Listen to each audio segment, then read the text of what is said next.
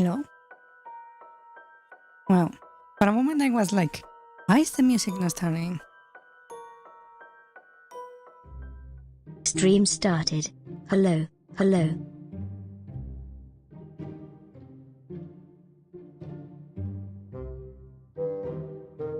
Hello!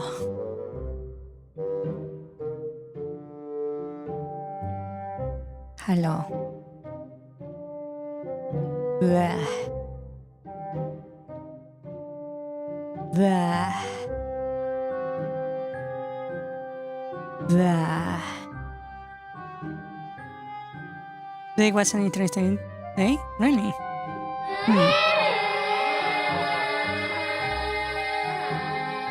Life can give you lemons. And lemons? And lemons? Oh, wow. It's starting to sound to like one of those, like, really awful gacha games that you only get, like, common items. Duplicates. Over and over and over and over. Me.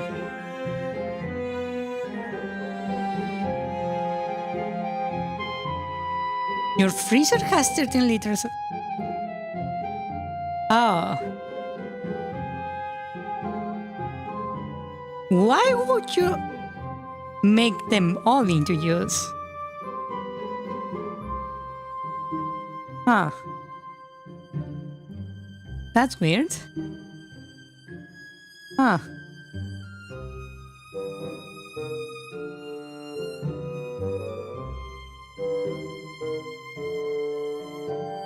At least I think it's a bit weird. Give me one moment. I need to grab a handkerchief. I need to wipe my face a little bit. 1 second.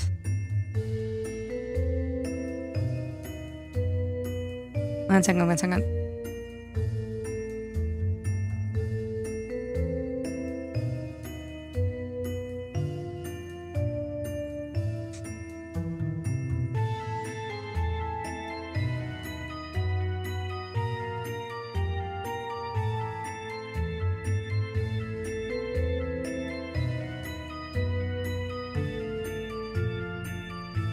What do I place stuff that I'm going to need so far away? Wasn't made into use, just squished. I will call that made into use. You see, we have 3 options. One is where you squish it and throw away the rest, keeping the liquid. That's use. If you squish it, but also grab the insides and make it part of the process, like join it with the juice you squish, that's pulp. That's a different kind of beverage. And if you squish it, mix it with water and sugar, then that's lemonade. And that's technically, you will call it like a dish, I suppose, a recipe. Yeah. You can have like apple juice that is like crystalline and semi-transparent, right? And then you can have apple pulp that is like cloudy and opaque. Or you can have like I don't know what the name is, appleade, where you mix it with sugar and water. Yeah. That tree in front of your house. My garden has one, a lemon tree. What I do is that I give it away. I have one big tree that produces like, I don't know, like between 6 and 10 kilos of lemons, and I just give them away. Hello, Cami. Hello, hello. Welcome.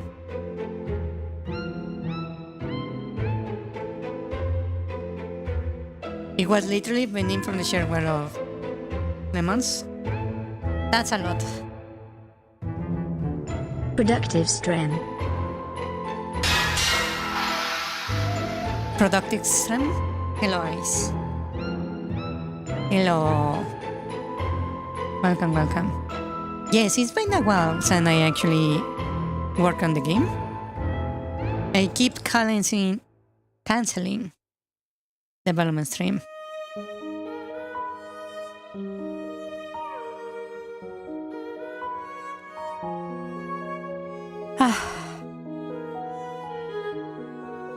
You know something?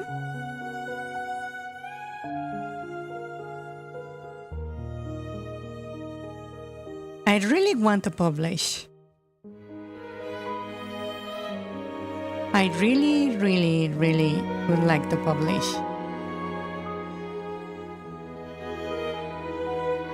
Not this game, just a game. But I don't want to sell something that is incomplete. So I'm low-key very tempted to just create a new game, something I can make in like a week of me like hammering on it, and they just sell it as it is for like $1. Right? Just so I can say I made a game to completion. Is that feeling of like wanting to like kill your teachers so you can claim the diploma like you were like fucking playing Elden Ring? You just want to get to the end.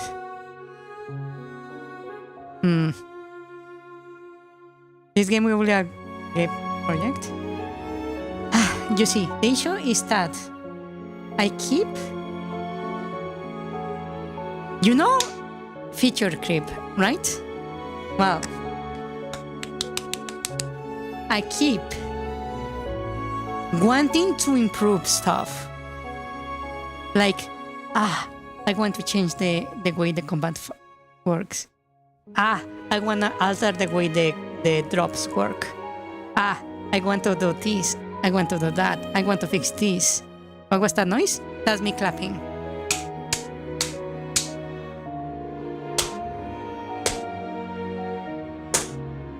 That's me clapping my hands. Yes. It sounds a bit weird because my hands are... My family says I have like pianist hands. Like my fingers are very long and my hands are very thin. Yeah. Did you know this is? I never actually said this, but you know those chain fences that people use around properties, like the ones that are like that's an awful line. That are like this.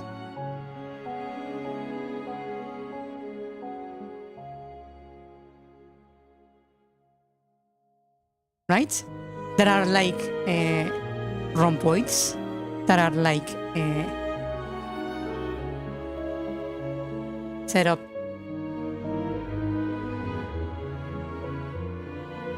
like that. Not as big, right? But you get the idea. That are like basically like this.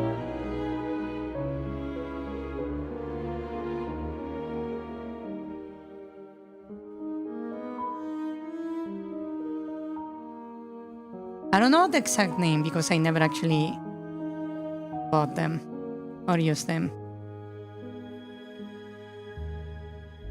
But you know these things, right? You see those like like rhomboids, the squares, the fence mix?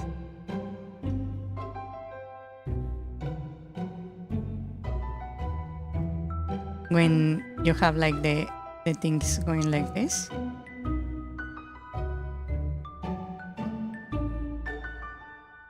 Right? Right?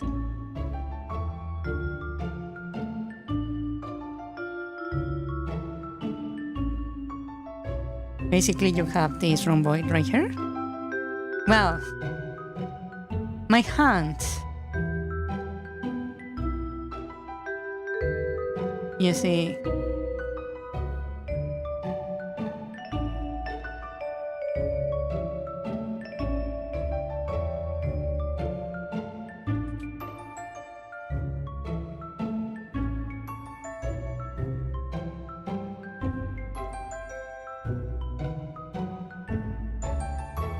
can go through the holes. I can literally push my knuckles through the holes in the fences. My hands are touching. I can actually like fit my like hand into like Gatorade bottles. Yeah. My hands are extremely thin.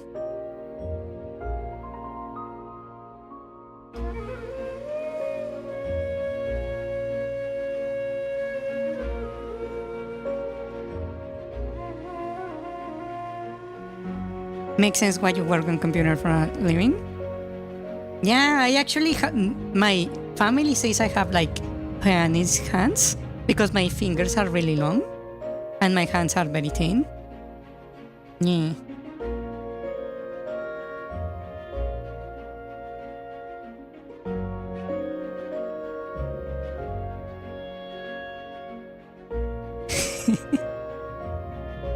Yeah.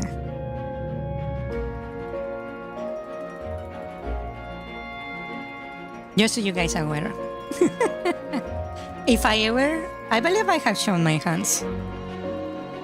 If you ever see my hands, you might notice that my hands are very thin and very long.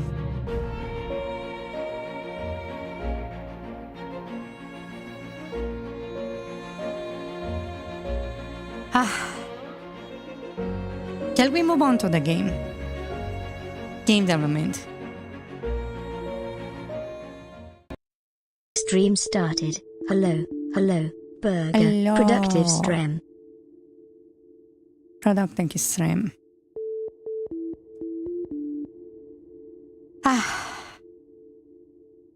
So, I really want to make a game. I want to complete the game, right? Because I don't know if it's like a matter of pride. I don't know if you missed my explanation about my hands. Wow. So, tell her to take like 3 liters of lemon juice with her. What's up, Jan? Waving hand emoji.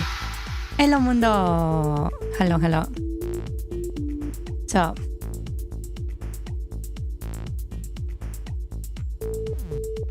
every time she takes a bath and it goes out. That sounds like a big issue. Sounds like there is a big problem with the electrics of your house. Sounds like there is like a false contact somewhere.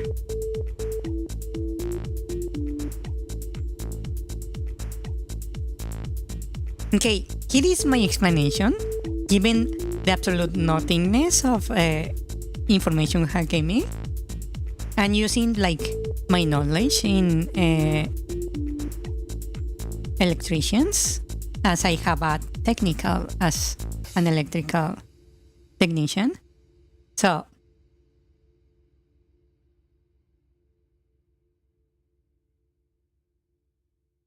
certain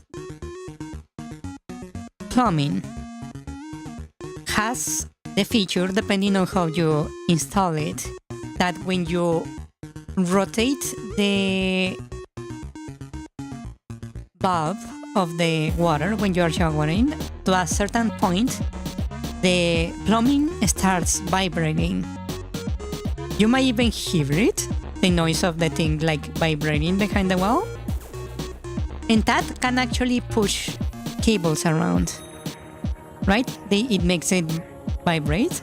And that can, if the cables are not like properly like secured, can make them like jump around and disconnect a little bit.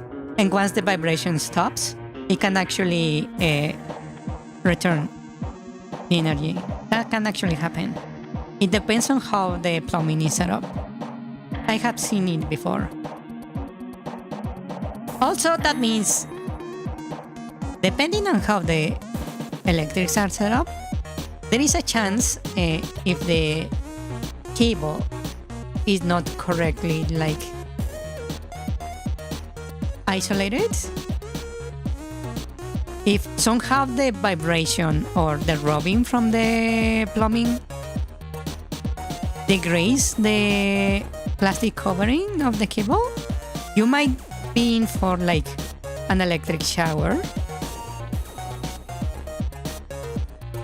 Mind you, it won't be little, but it won't be pleasant either. Yeah. It's very rare, but it can happen.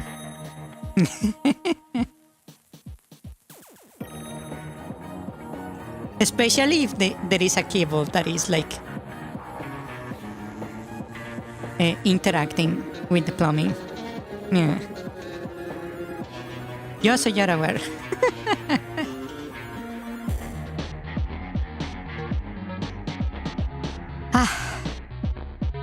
Now back to my mopping. So, I really want to publish a game.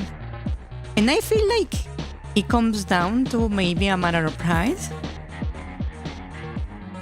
Because the development streams are not like gaining any tractions. And I don't... what to call it?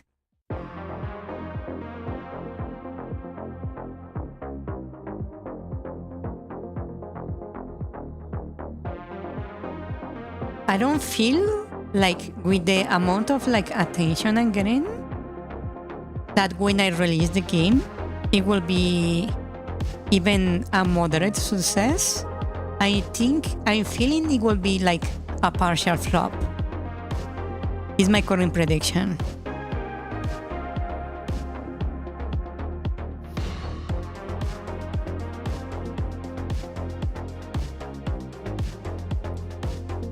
So my brain is telling me, my pride, if you will, that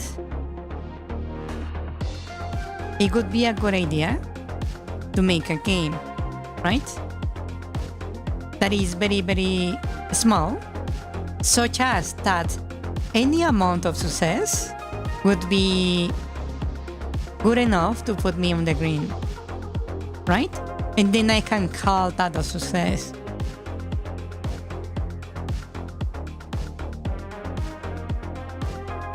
And I can say, hey, I saw fucking $10 of profits when I released my game, right? But I saw profit.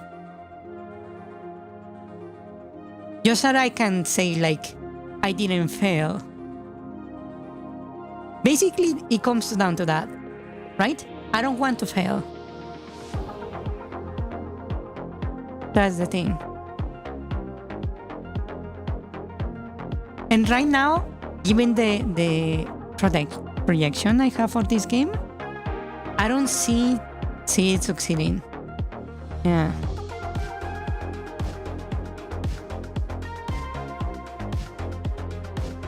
Not because it's not good, because it doesn't have any traction.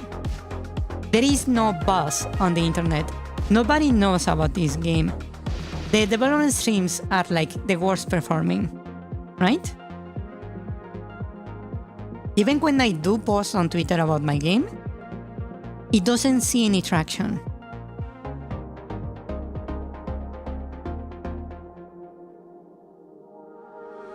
Believe it or not, this project is extremely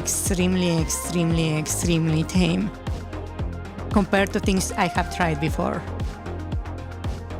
It's like really fucking contained.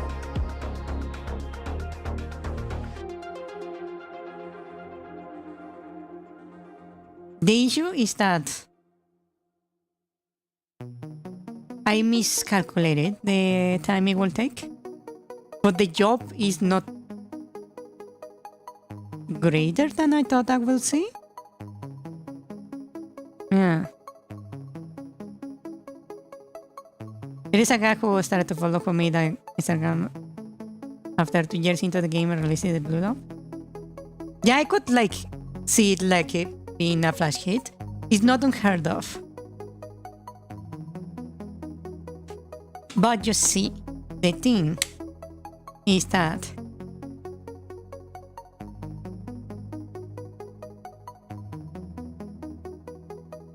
I don't like that. I suppose it's my pride speaking again. But I don't fucking want to say, hey, I had a successful game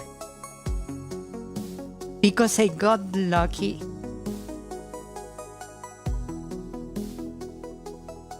Imagine that.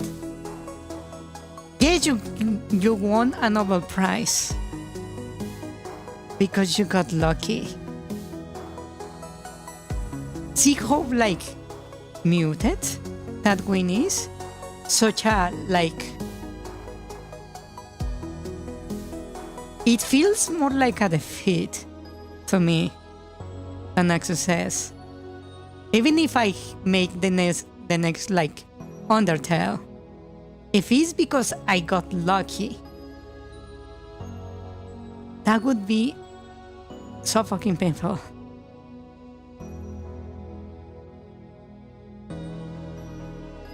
Yes, then again, luck, you might consider it like a skill. It is a skill, even in games, right?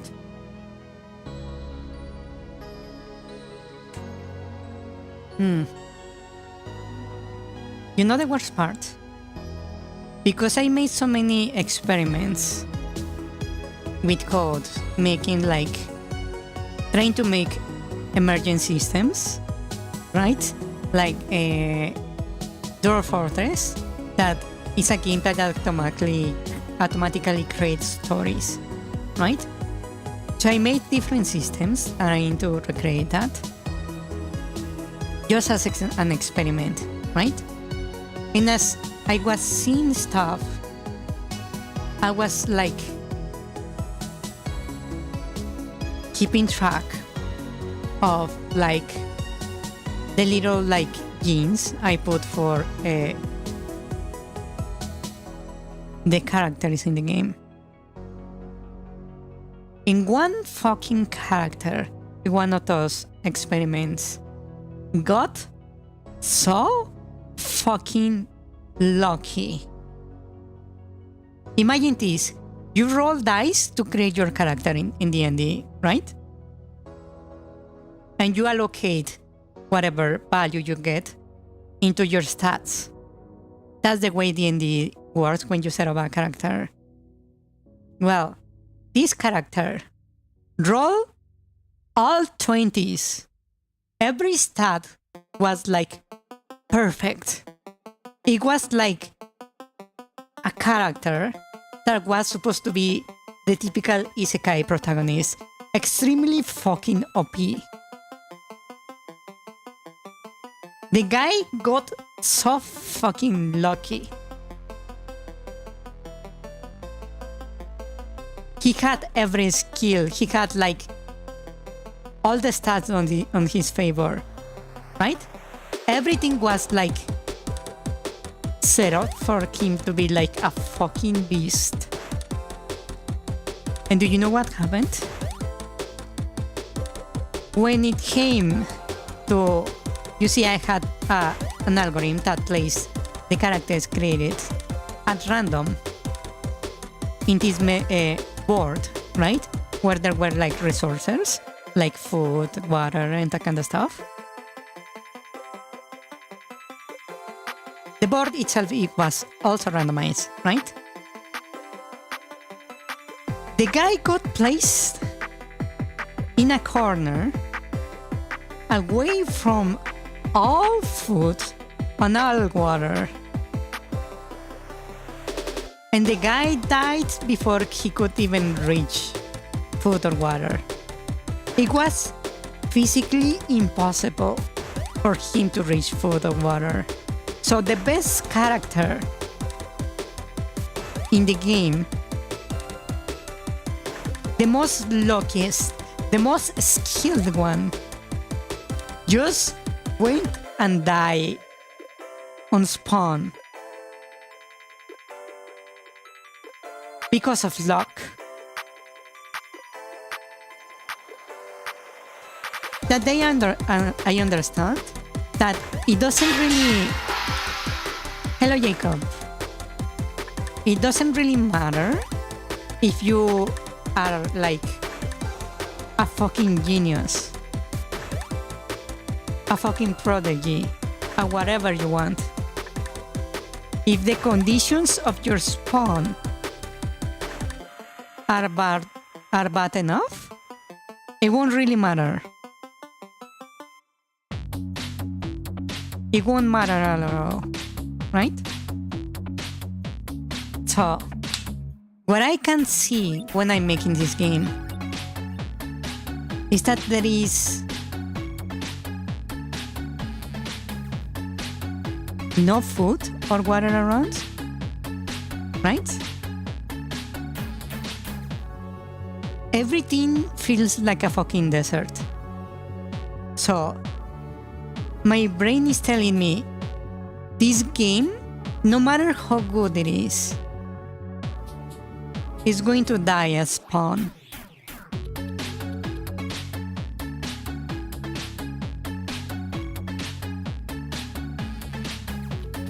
Yeah.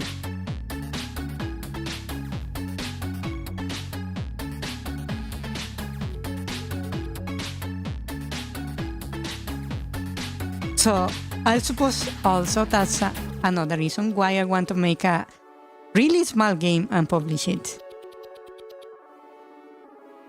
Maybe if I start like making splashes, like tiny bits of like noise and splashes in the market, as tiny as they are, they would like serve as bait to like pull an audience. So when this game is released, it doesn't just fucking die.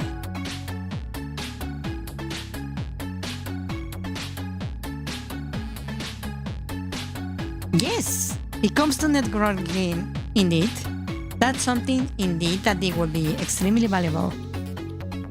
The issue is that I'm very fucking aware that I'm a lone wolf.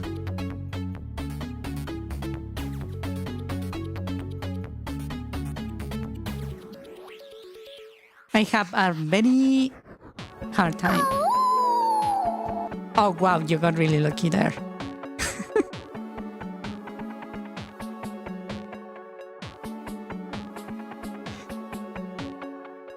I have a really hard time, like, connecting with others, so...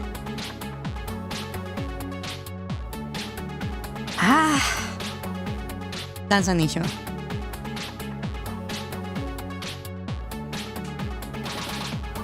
Okay, let's play. Let's see what's up.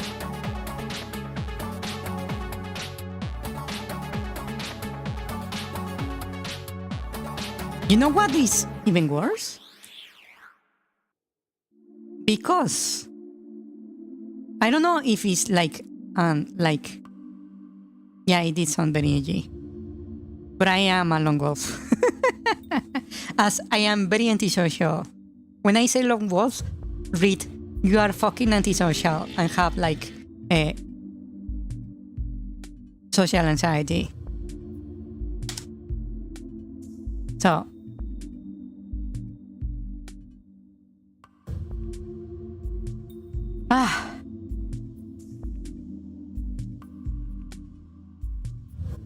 maybe because I am like that. That's why I'm like at least average at whatever I try to do, right? Because I'm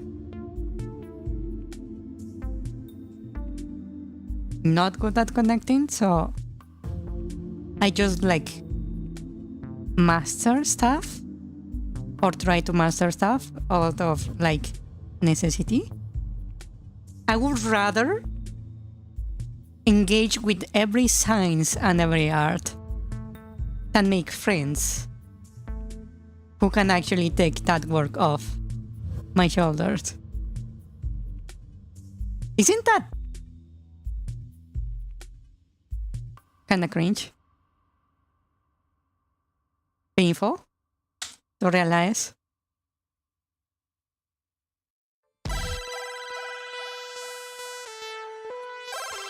Alright, I was experimenting with the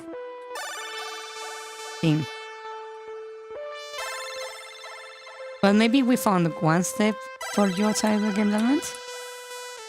Oh. These enemies are really fucking dangerous, huh?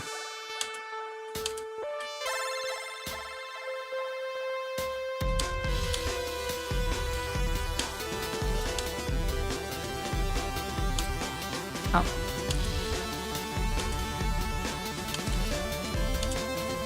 Oh god. These guys are dangerous.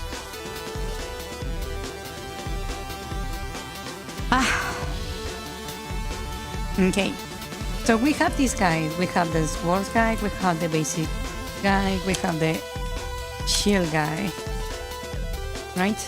I can use this to put this guy over into the abyss.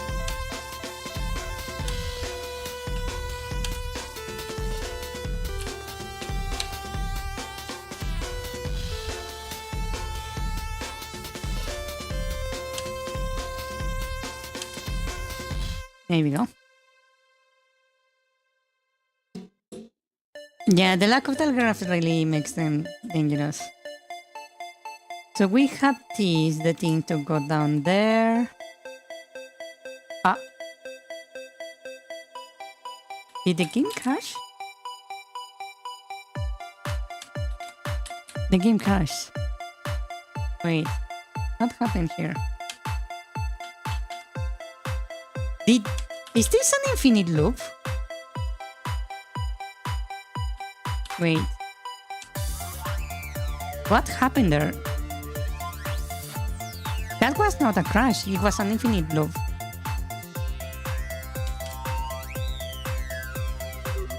That's not good.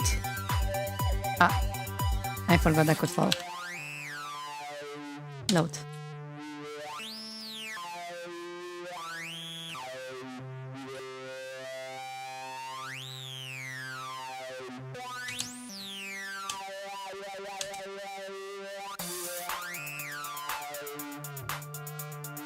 I thought I had fixed that. Ah. Oh! I got pushed by a bomb into the door. That's funny. Oh yeah, it's like looping. What the hell? That was not like that before. What happened?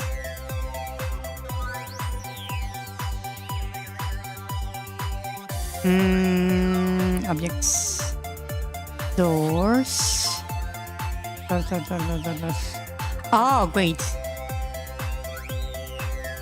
I remember we did modify the doors, but they were working.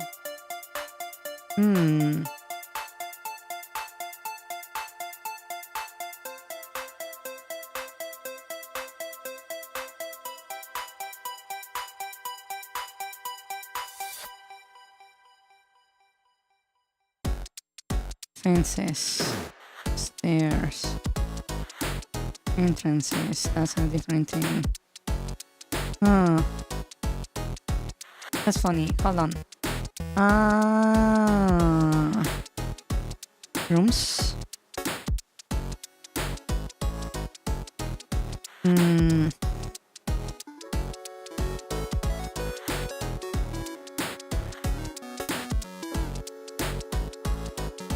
Main hall. This one.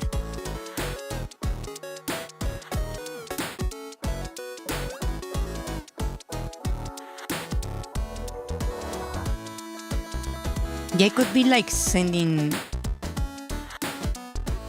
the guy back and forward. Yeah.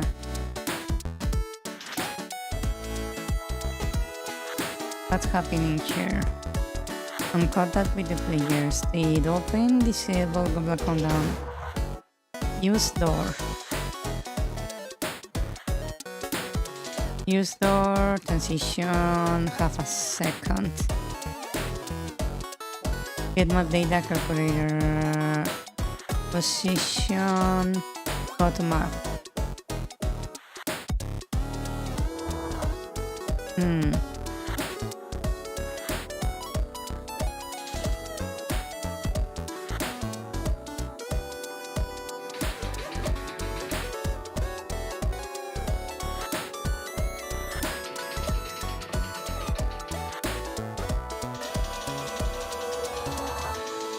Okay, let's do a little bit of debugging for that.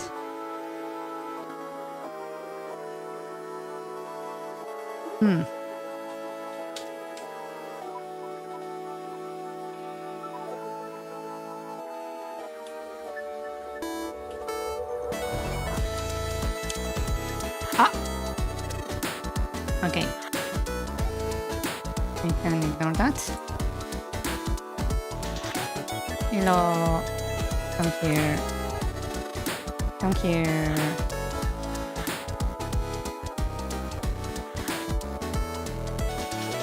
Gotcha.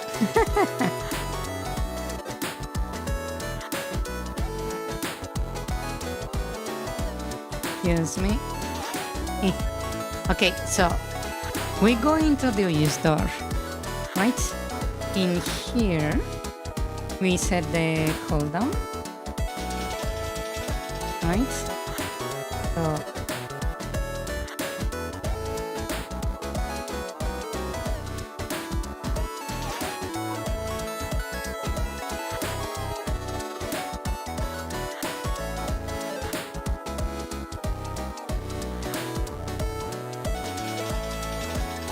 we set cooldown, okay. Room transition save, okay. Get map data. We calculate the direction. The cooldown is set.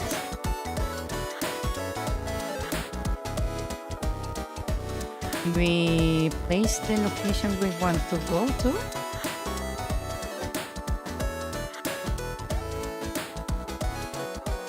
It shouldn't like cause an issue.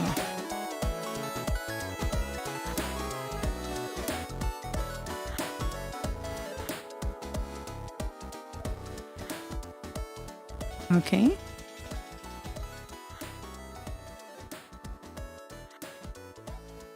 Variables. Use door instance of door. Oh no.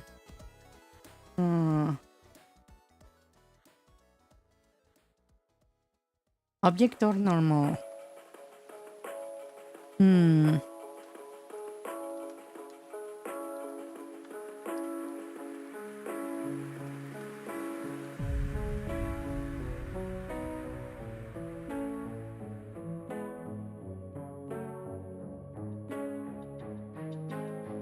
Object or normal.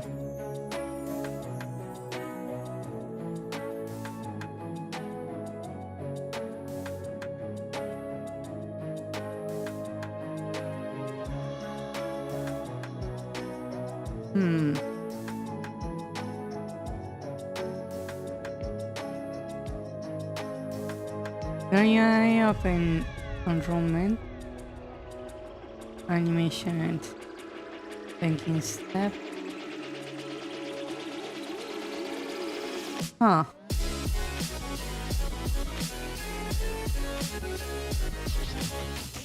It is a regular door.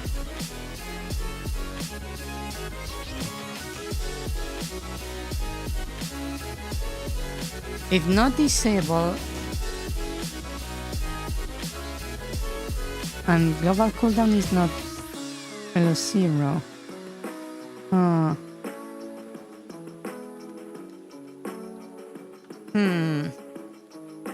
That's so weird. It should be working.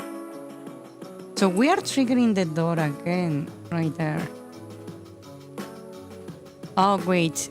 Hold on. Hold on. The cooldown is negative. Huh. Wait. Why is the cooldown negative?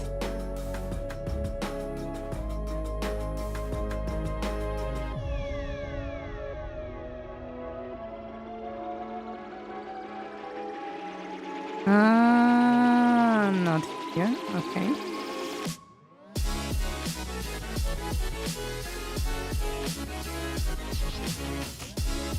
Get my data.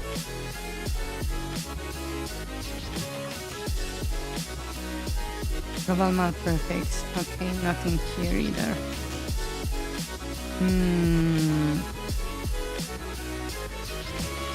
Calculate direction. That's nothing.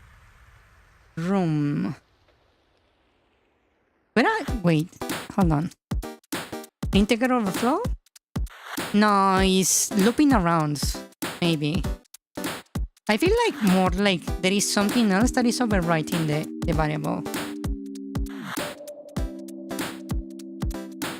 Hold on. Actually, let me do this. Let me see where I'm using this. Where else? Where else am I using this? On use door. On the create of door parent. That's the one I saw. That's the condition right there. Step in object manager. Oh! Is it the delta time? Delta time? Wait. The fuck? Hold on. Hold on. That's weird. Why would this be an issue?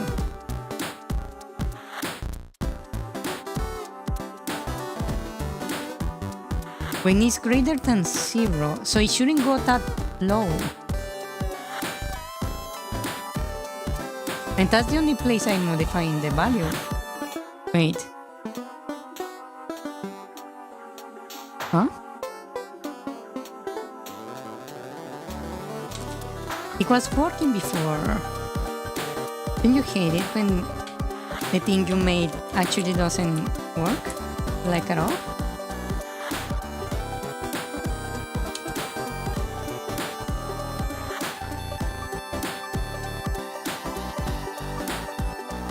Passing through. Okay. There is a trigger. Let's see. That's on the global cooldown right there. Oh wait, that's the okay. Hold on.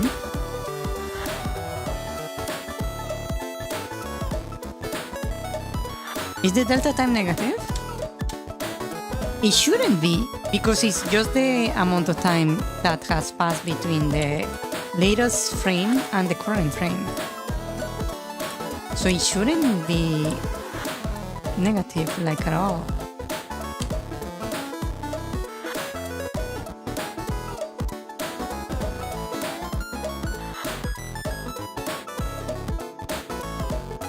Okay, so we are using the door right here, right? So that triggers. Let's see. Then we're over here altering this. We start with 30. Okay, that's normal. Then again we check here.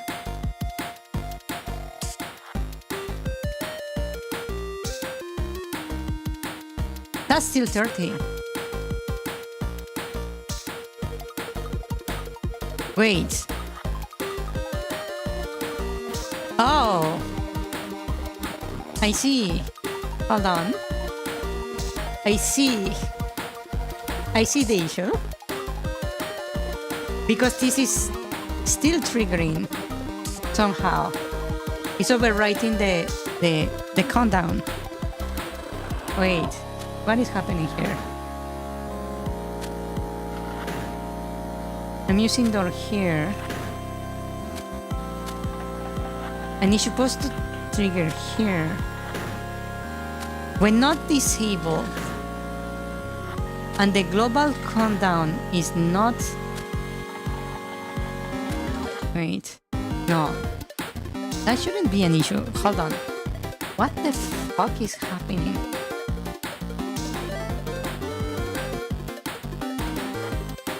One moment I think I know why it fails, and apparently then it doesn't actually fail on that.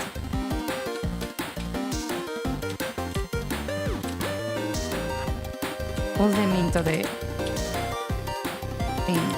Come on. Yeah.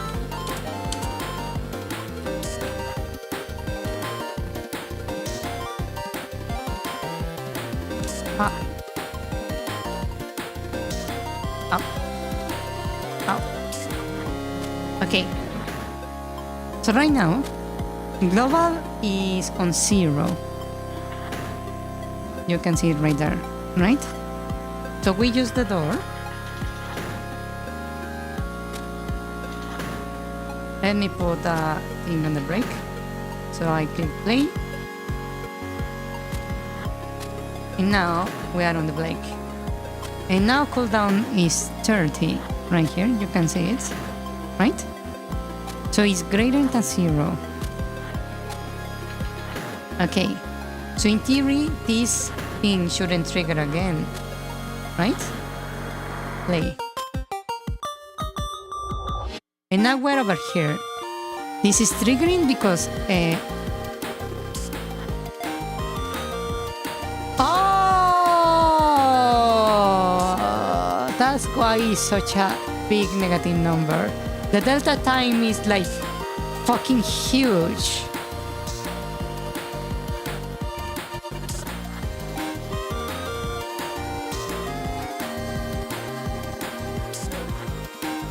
Oh.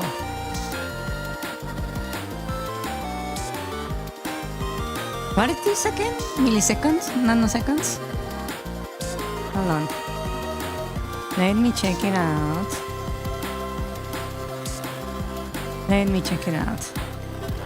So, game maker delta time.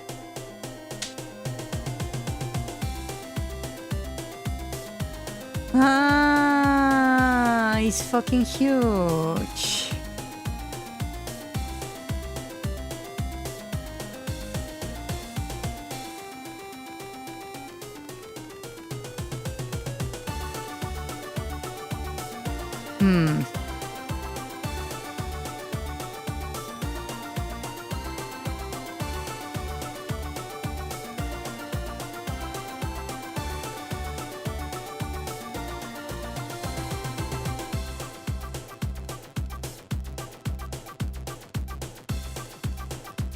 Okay, so here is the issue. The cooldown here is 30, right? I believe this is in frames per second, right? Because I'm using this, getting the FPS, dividing it by half to get the cooldown.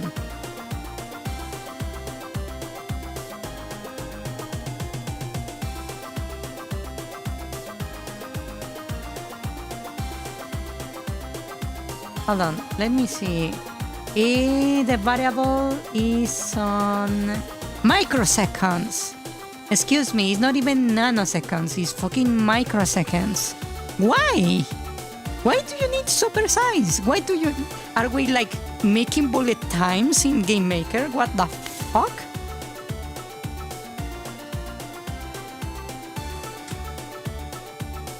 Okay. Ah.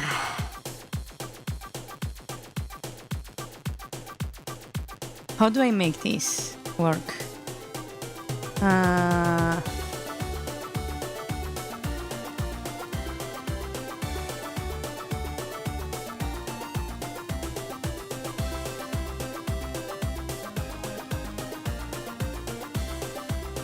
You need to convert that. Yes, I need to convert this to actually make it work.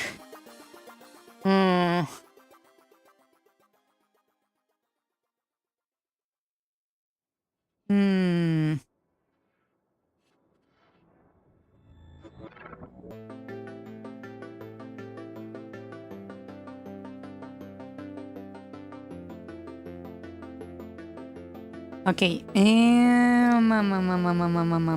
Is there something that can give me like the ratio relative to the target frame rate of the game? Let's see. Maker manual.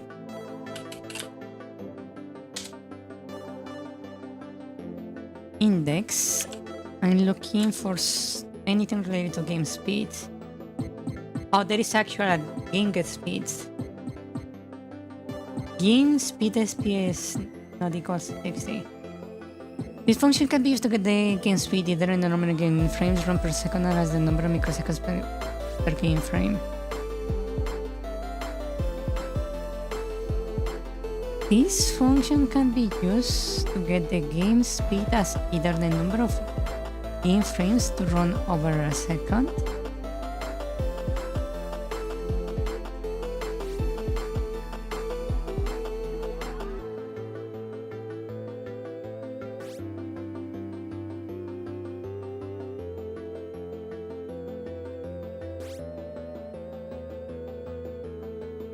Huh?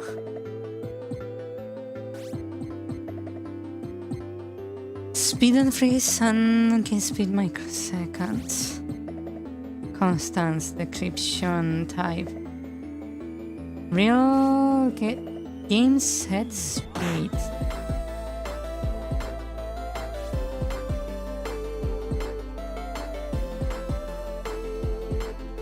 Wait, how do I convert this? Okay. So, here is the issue.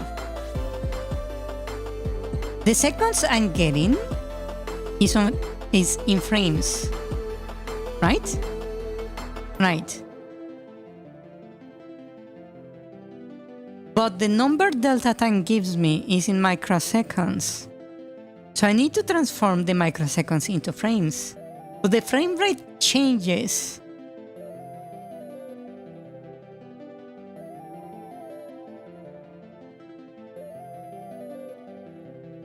It's not constant. So how can I know?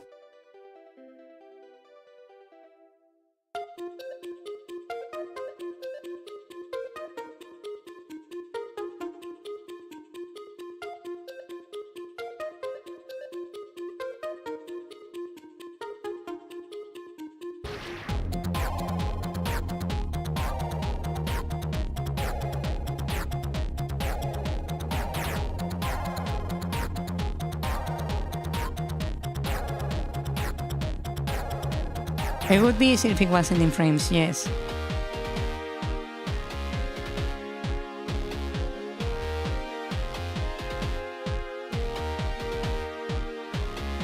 I could change it so it was in microseconds.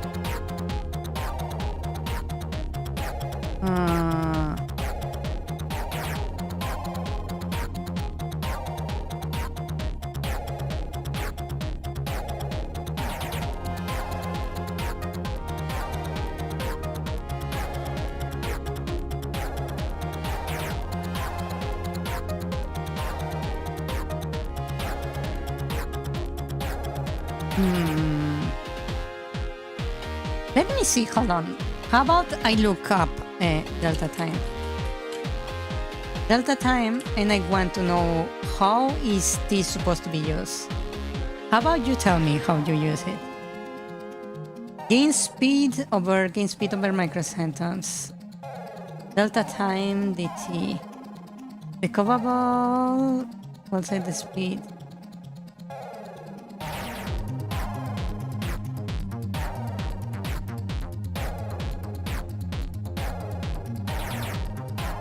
Divided by the length of game frame in microseconds.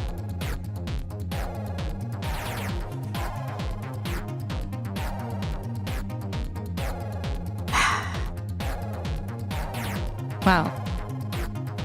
Let me read you this, just so you know what I have to deal with.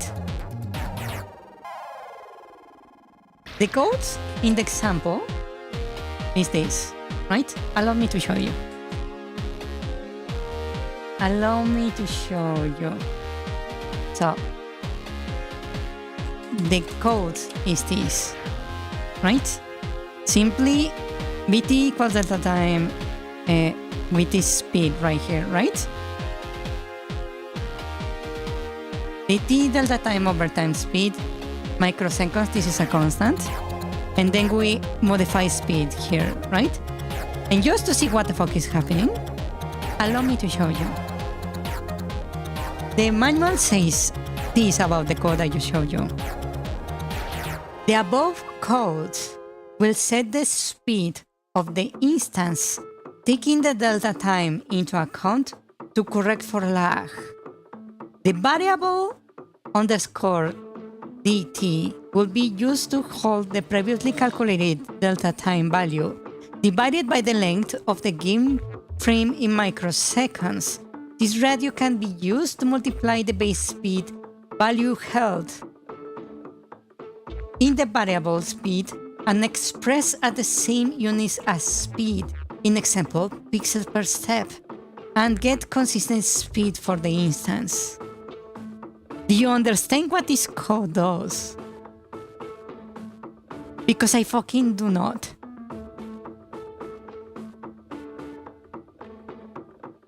And that's the fucking example they put in the manual. And it's the first example, the one that is supposed to be for the noobs.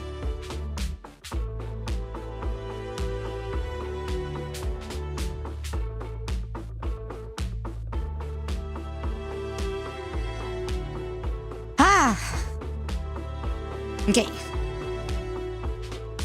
So game data speed in microseconds is getting speed gives me according to this.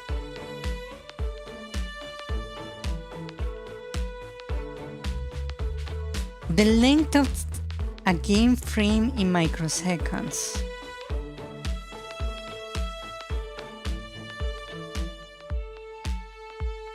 The length of a game length in microseconds. I'm trying to understand that what that even means. This length of a frame in microseconds. The length of a game in microseconds.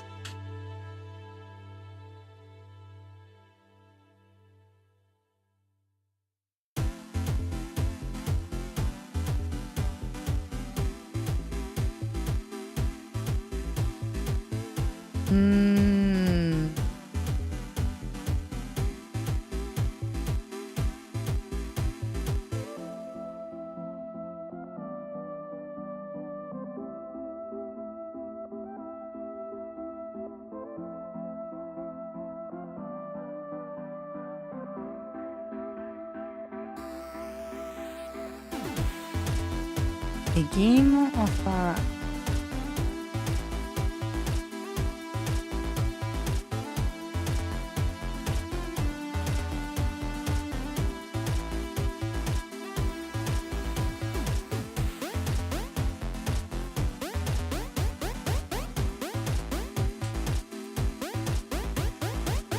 the length of a game frame in microseconds.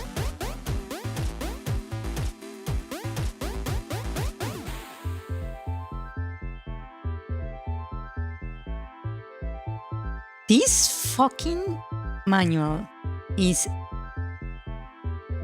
so annoying.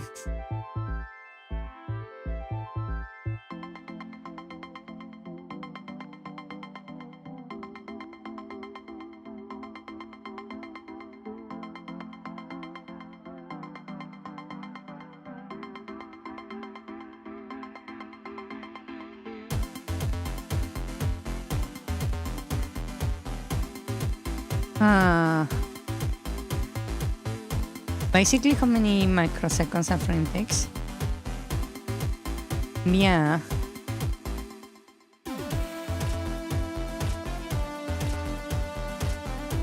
Okay, let me do some calculus really fast, just to confirm my theory. You will see some weird stuff happening in the screen, don't be scared. Okay, we multiply that by 30.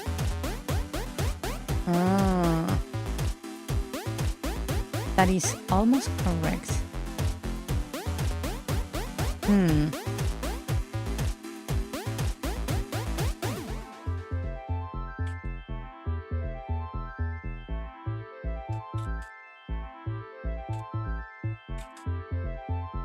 Okay.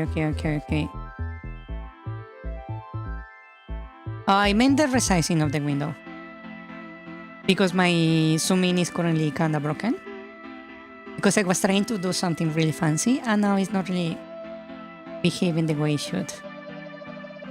Okay, so checking some numbers.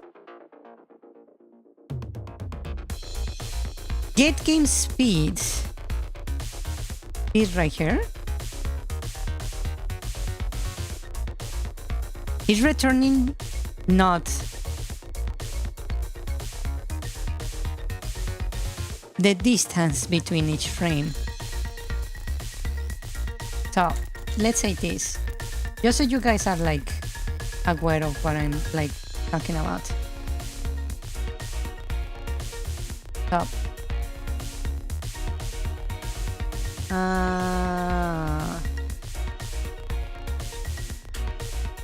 so this right here, right? I thought this thing right here will give me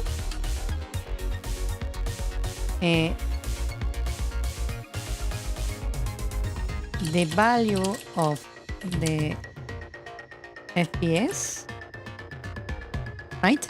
So if my computer is running perfectly, that would mean it will give me a 60 FPS, for example, right? But if I'm lagging, it should give me whatever value is currently on the game, right? So let's say if I'm having like 45 because of lag, I thought this is what I would get from that function. But from what I gather from the manual,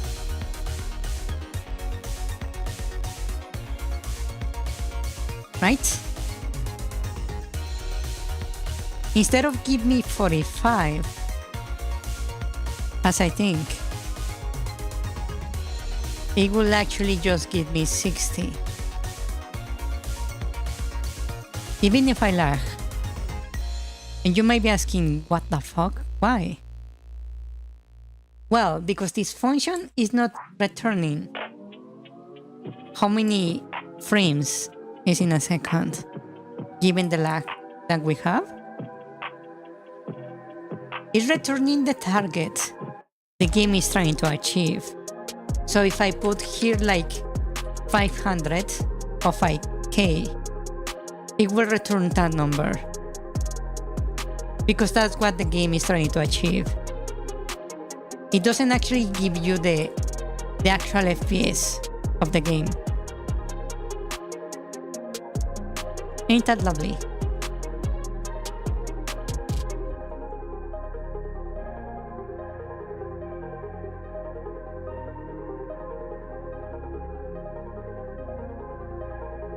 Ain't that just beautiful? So if I change this, so it gives me the microseconds instead of frames, it won't be giving me the amount of time that would go from one frame to another. It will give me the value the game is trying to achieve.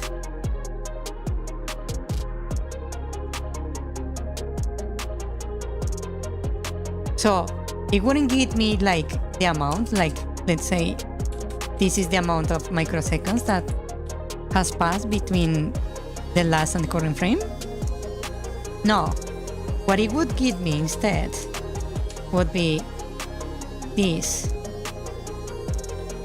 Something like this, because that's the amount of microseconds the game wants to have per frames, not what it actually got. So this function is basically useless.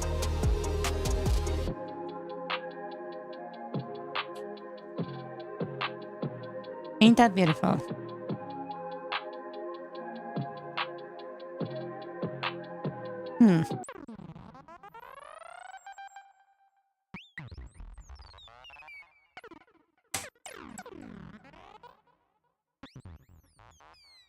Huh.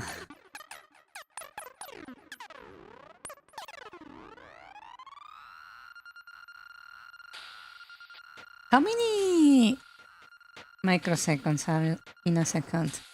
Hold on. Why I'm having to deal with units I have not seen since like university?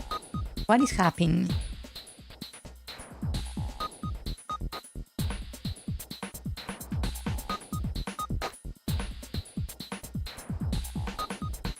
It's -6, so it will be 1 million, right? Basically. So let me just do this. I'm going to set the value of a second to an actual like microsecond second, right? Hard-coded like that. Now it's not frames, it's the actual value of a second. So in theory, with that, it should fix everything else.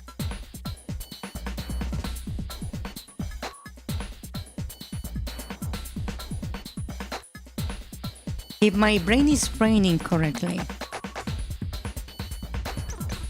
that should fix everything. Hello.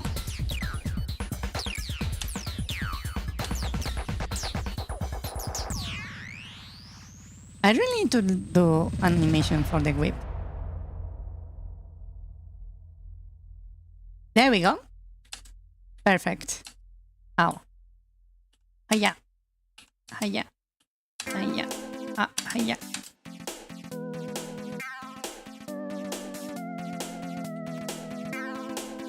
Excuse me. Ow. Ow. Ow. Ow. Ow. Hello. Ow.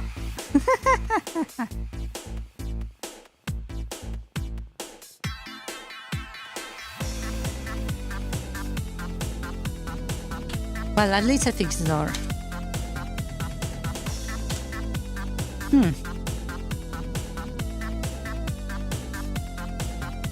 Okay, that took a little bit of reasoning, logic, and math, but it actually worked. Nice. 1 second. Let me open something. My notes. Oh wow, that's a big spoiler. Thank God it was not showing on the screen. Let's see.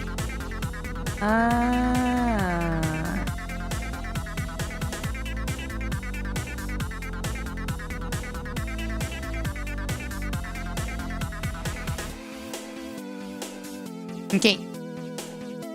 So we set the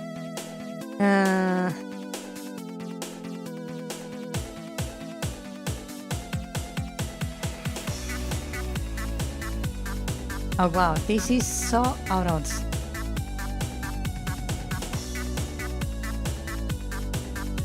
Did I not write that down?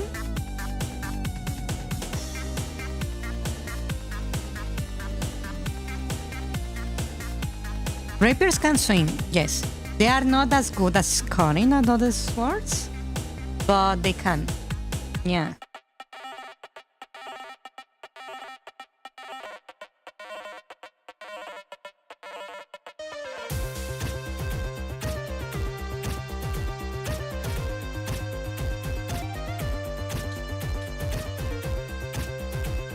I want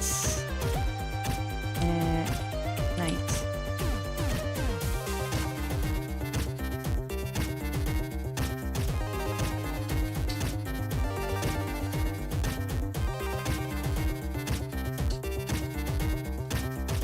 Hold on.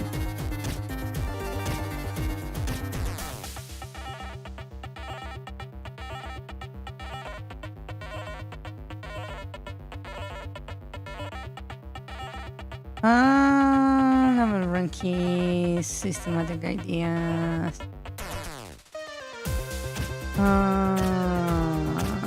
Did I really not write it down? Oh wait, I put it somewhere else. Hold on. Yeah. Now I remember. One moment.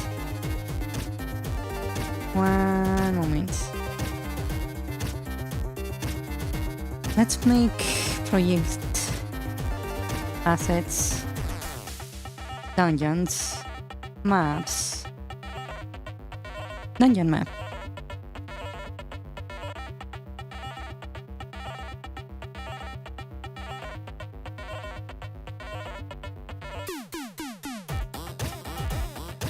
Okay.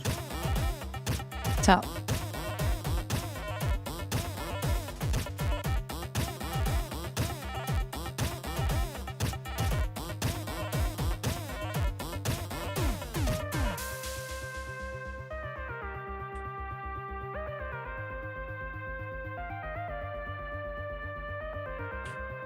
I don't remember what this is about.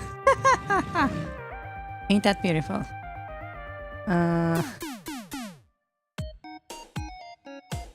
Did I really not write down the stuff? Really? I mean, I thought much of a dumbass. Did I really did not? Oh, there is one right there.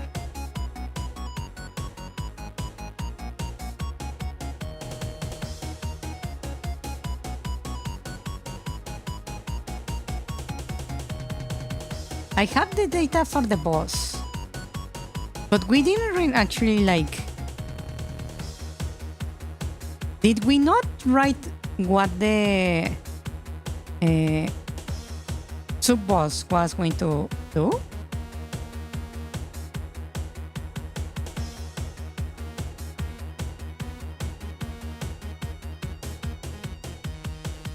This sub-boss?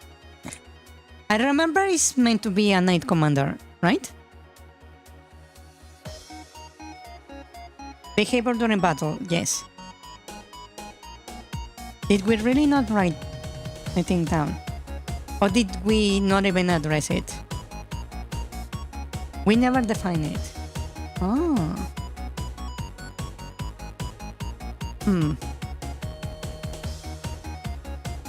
Okay, I suppose that's a goal for today. That's actually a good goal.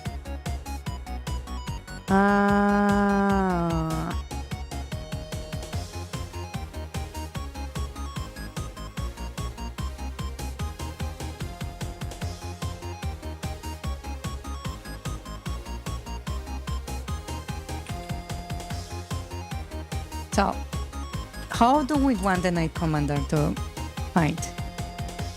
Any ideas? What do you guys want?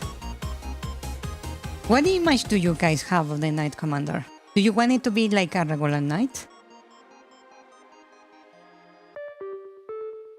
I kinda imagine like...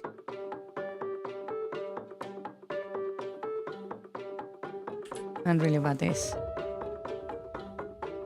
Something like...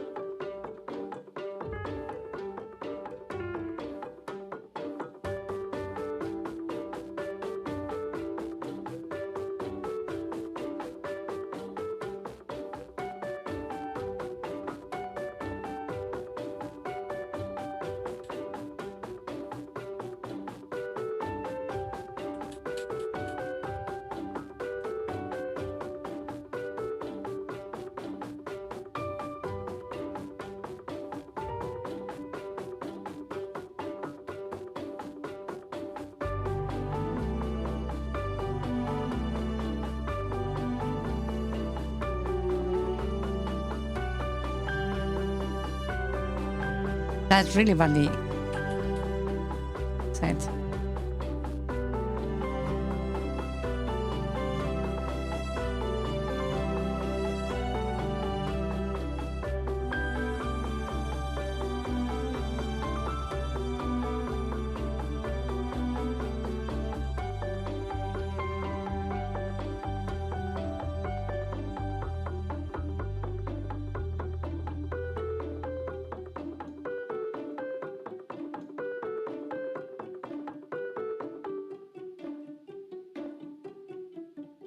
Something like that?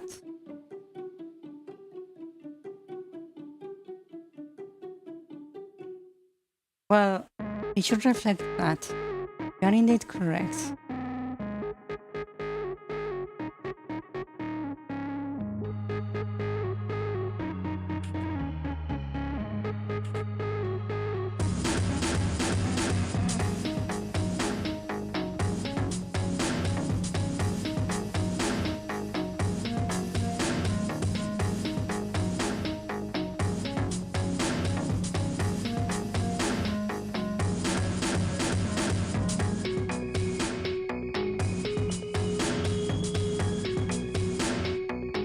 Maybe make it a Rolahan?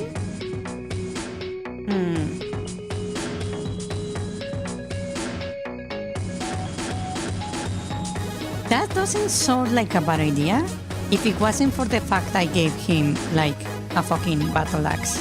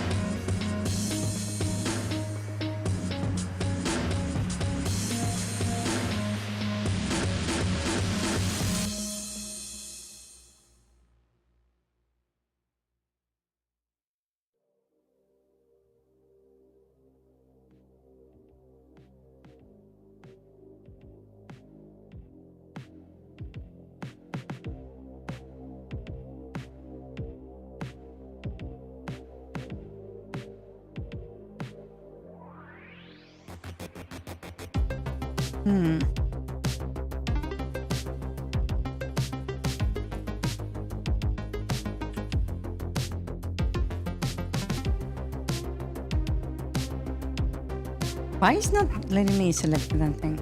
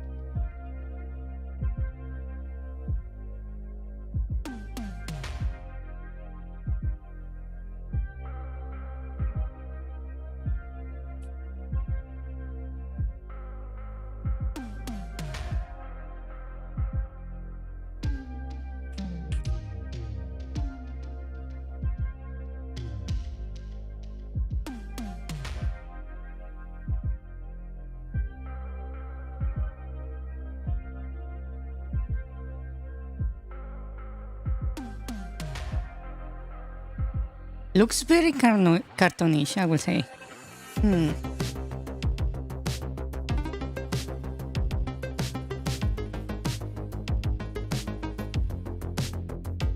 I have not actually seen Konosuba.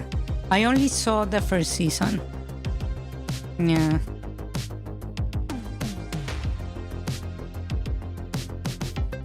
So I actually don't get that reference.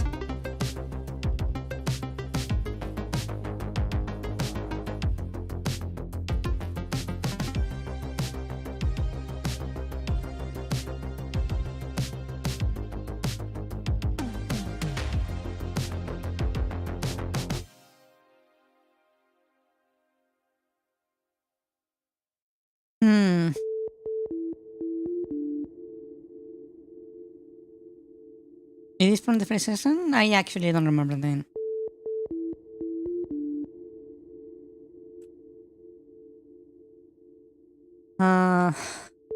Which one do you guys prefer?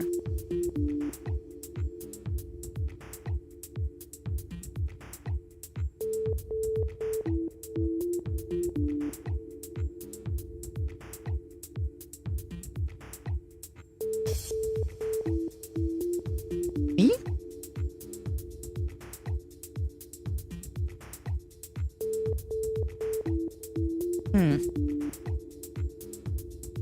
I know I have the final decision. I just want information. B sounds better in your eyes.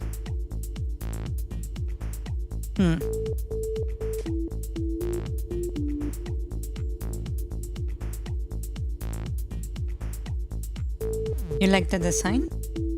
This is not going to be green, by the way. I just wanted to be able to see the fucking head.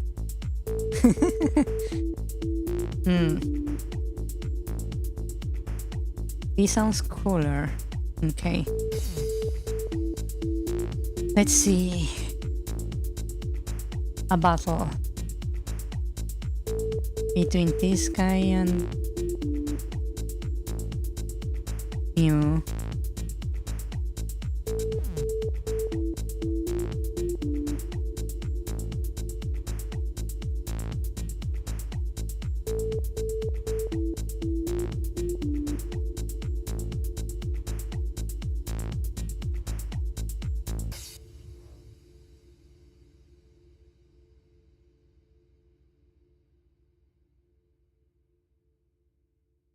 Okay.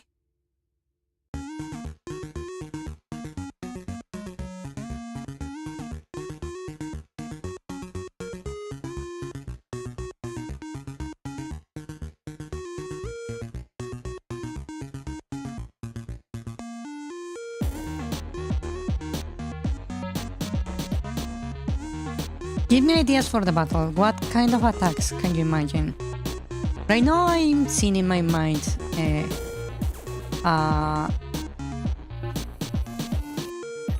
typical like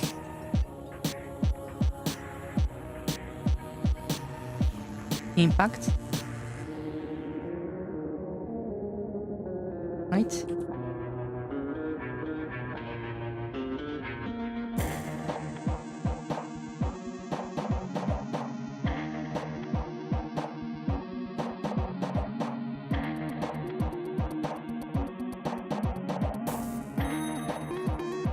Like falling from above kind of impact, right?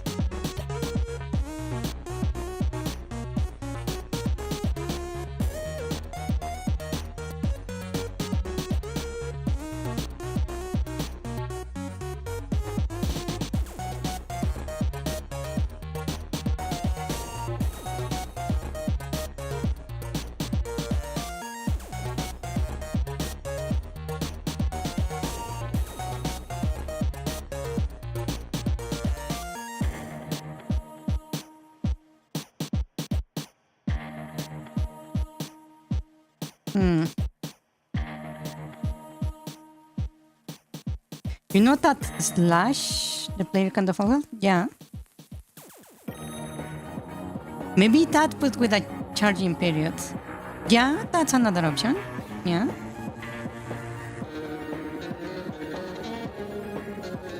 I wish I had like a palette so I didn't have to be switching colors so much.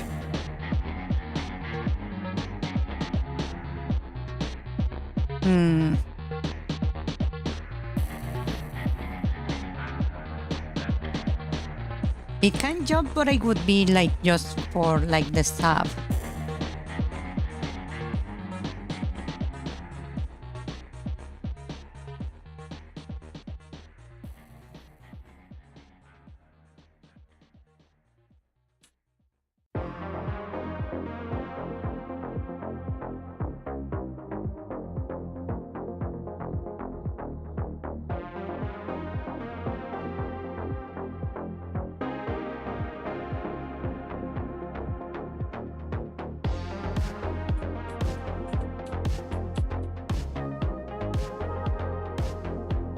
It's so hard to draw vertically.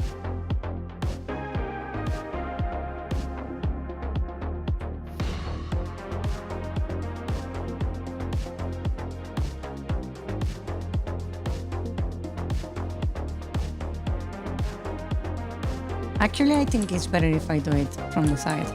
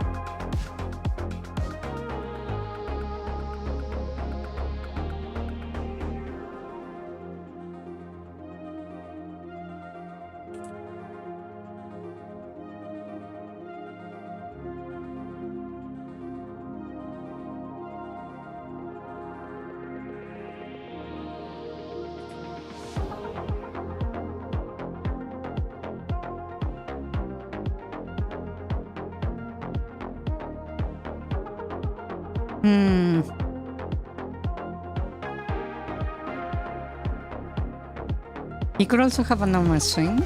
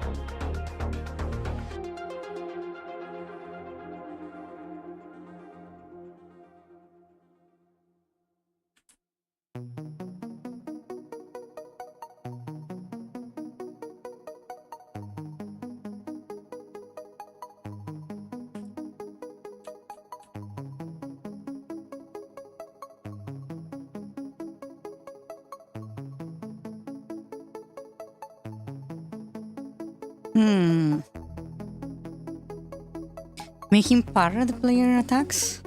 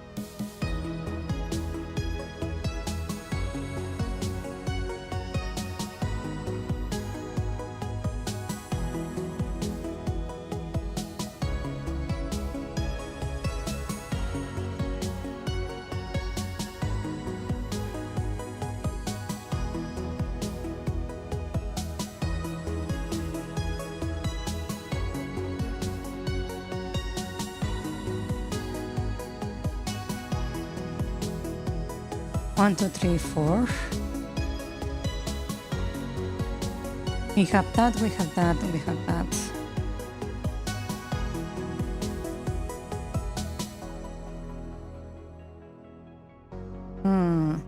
How my twins did well? Pretty good. I'm doing pretty good.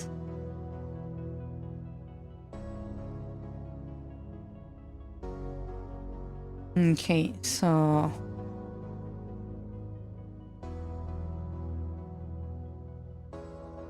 before I forget what is everything.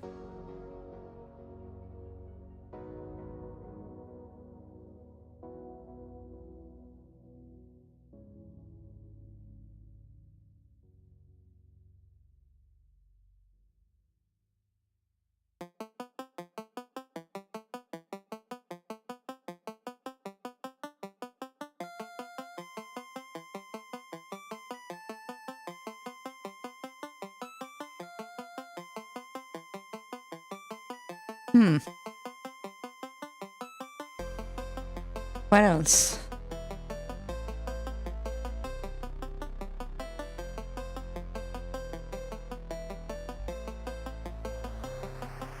How about wheeling into the Dulagan? Like thingy.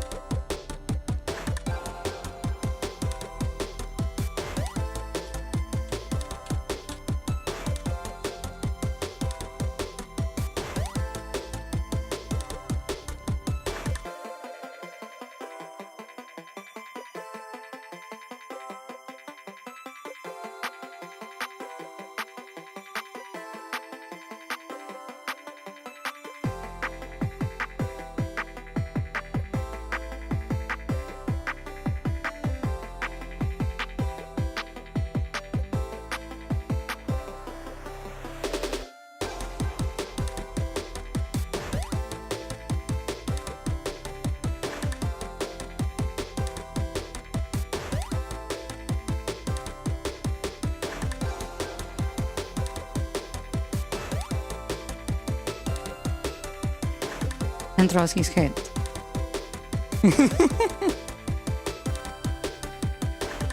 We had the same idea.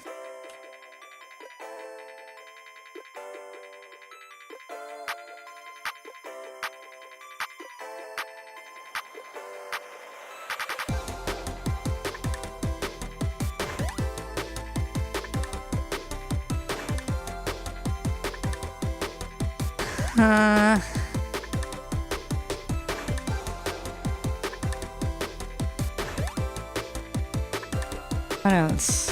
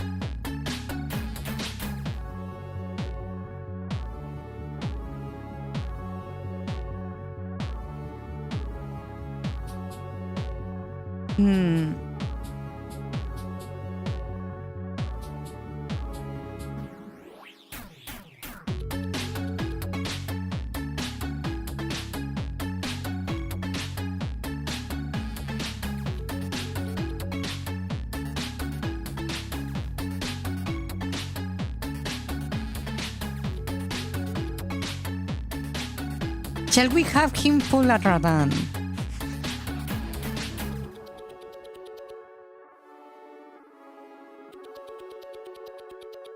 When in doubt, copy.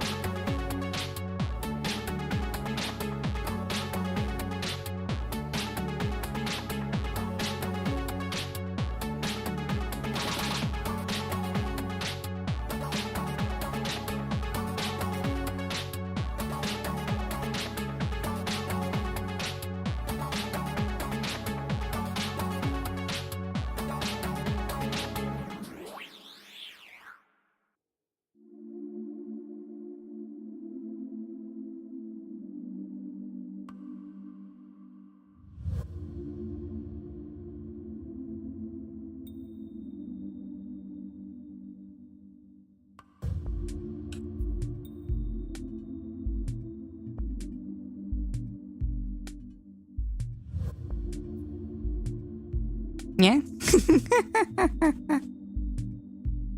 It doesn't like how to animate. Don't expect me to animate that.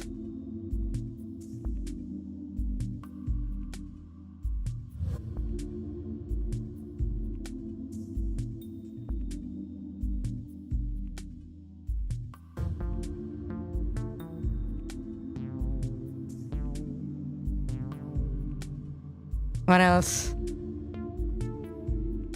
More ideas? Come on.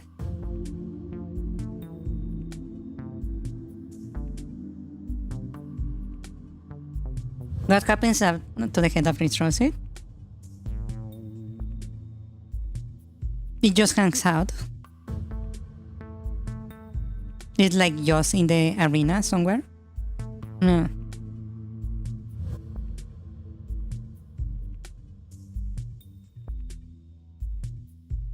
I was thinking maybe we can do like the reverse of this, right? Head throw, and we can have a head pull.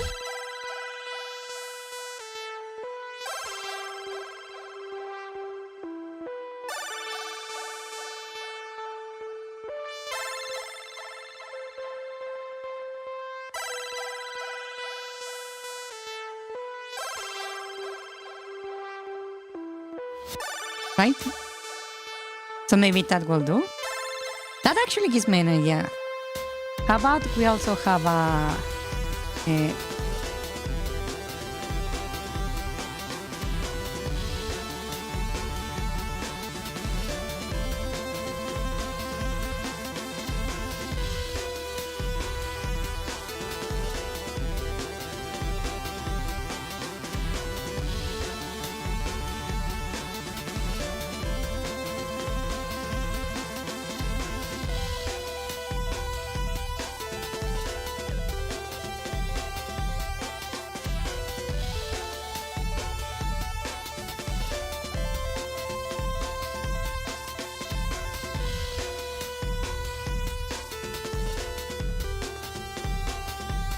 sword throw.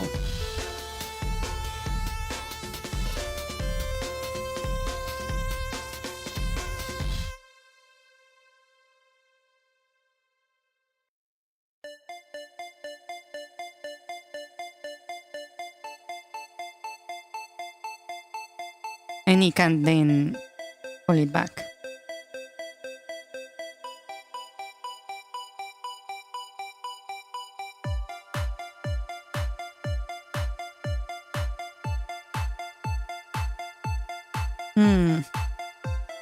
That also means that maybe it would be nice to have like a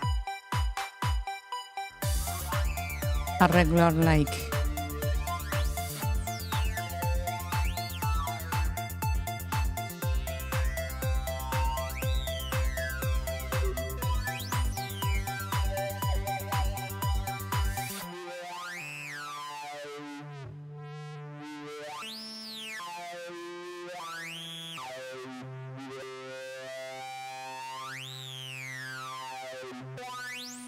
smash.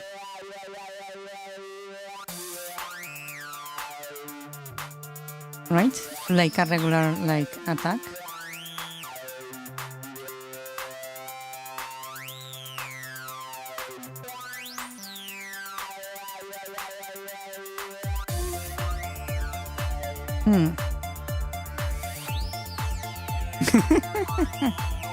Yeah, straight up punching. Yes.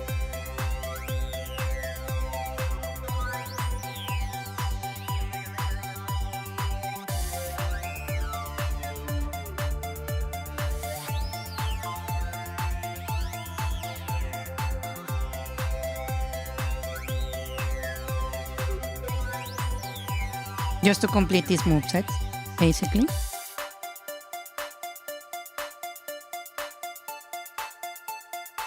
Have you been doing the sprites for this? Not at all. I'm just brainstorming. Yeah. I also think the head looks like Hornet.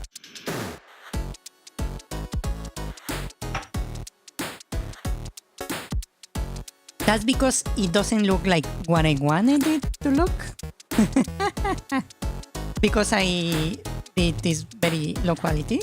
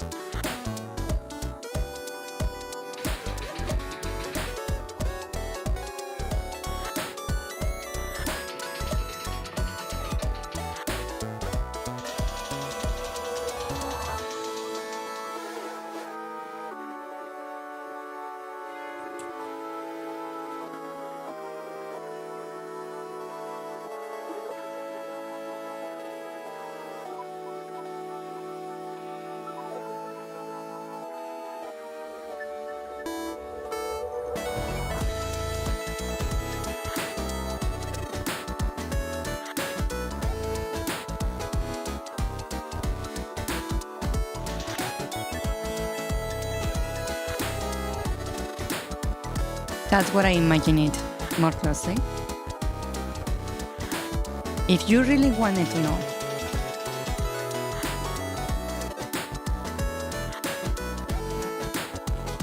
Actually, if I do it like this, it's better.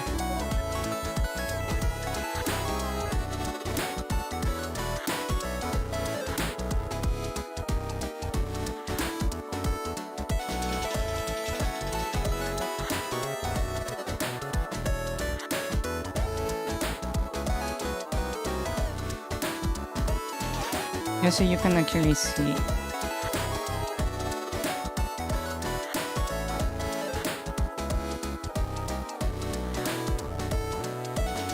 How it looks like.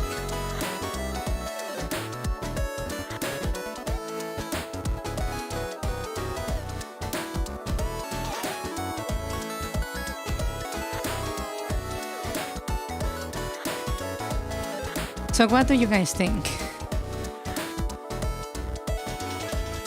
Is this still going to be a one tile side fight? No. This is not going to be a one tile. That's right. There is no way in hell I can actually make this boss this detailed in one tile. I'm not that good at drawing. Like at all. I have seen some artists actually sell the appearance of leaves falling using 3 pixels. And I'm like, how the fuck do they make that actually look like leaves?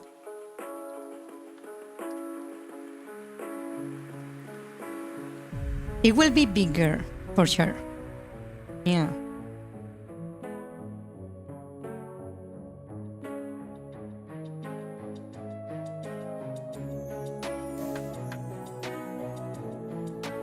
Not a tile, but one grid size. Like how you use those to transform them. Yeah, so basically this is the arena right here. And this actually is the size of the doors. Right? So this guy, I think I will make it either... it will be either this size, right? but I will make it this size. It will be either 4 cells or it will be 9, but I won't go bigger. I don't want to go bigger.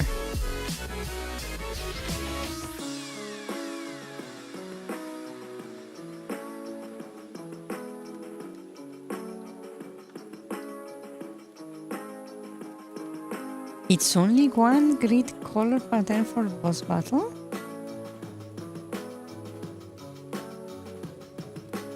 What do you mean by that? Just as a reference, my character is this size.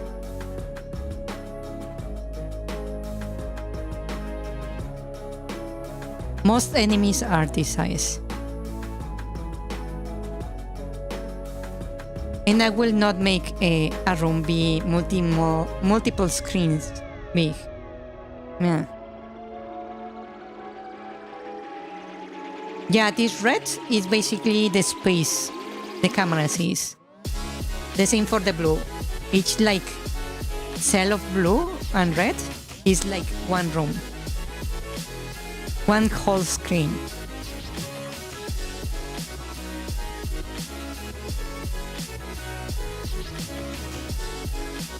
You mean you thought I will go do like a bigger room for the boss fight?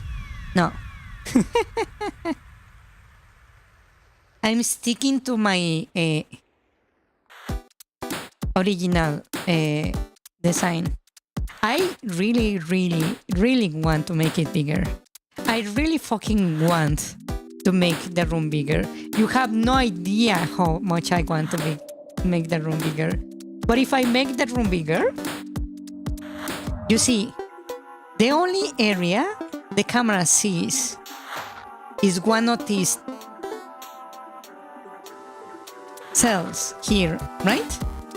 So if I do a room, a boss battle that is something like this size, that means I have to code a camera to follow the player as they move around the room. Because I'm not going to transition between screens when you go to the border. I will have to implement a scrolling camera. Yeah. And that's a whole new feature. And I will not lie to you. I really fucking want. I really want to do it. I really want to make a bigger post-battle room so I can go full epic. But if I do that, I will never fucking finish this game. The bot? Do you want me to bot for views? Wow.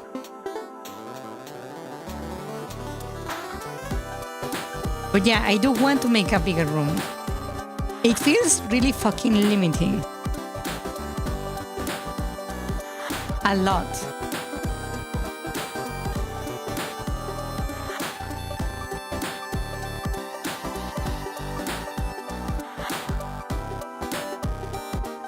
If you did it once, it would be one of the extra special effects you made for boss fights. You see, the issue with that thought is that you are assuming that kind of feature will not like ripple outwards to the rest of the game. Because a reminder, all my systems are interconnected. If I modify the bombs, it will affect the enemies. It will affect the pickups. Why? Because my game is like a pseudo-physics engine where if I modify something, it might affect something else. Yes, it can break doors.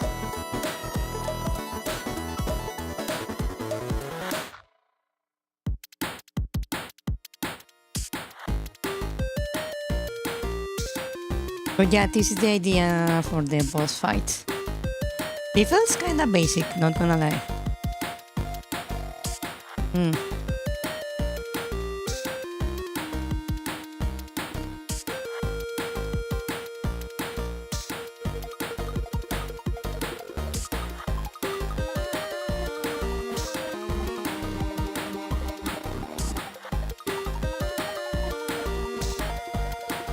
Yes, the sprite animation just have to be very detailed and be to have a proper choreography.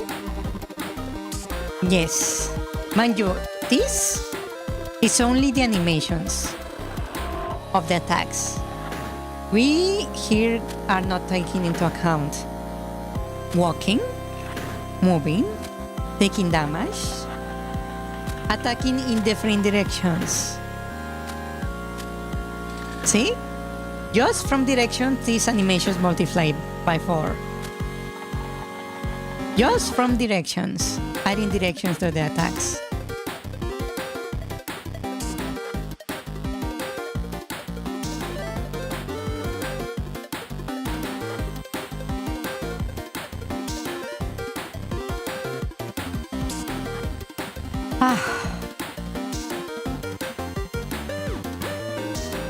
Damage can just be a No, it cannot be. Why? Because there is physics.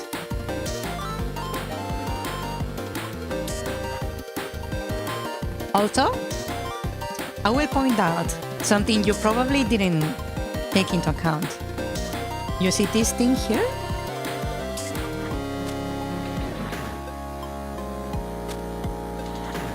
This funny thing right here, getting thrown.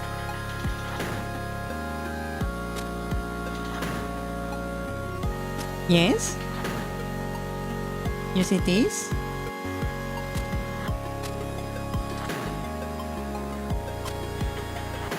You see,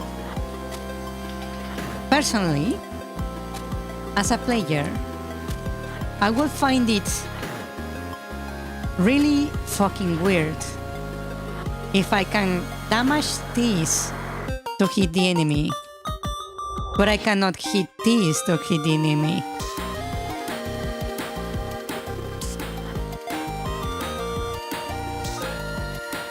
That means we are going to have our first boss where two different entities share the same HP bar.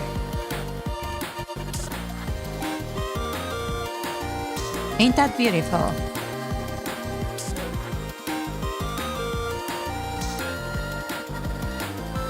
That's a new feature. Just from being a Dullahan, now I have to implement a global HP bar for a boss.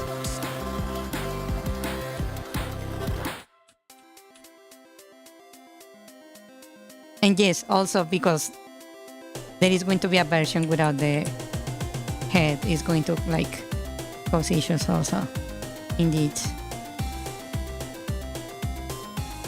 And because you can throw the swords, that's another set, with and without head. Ain't that beautiful?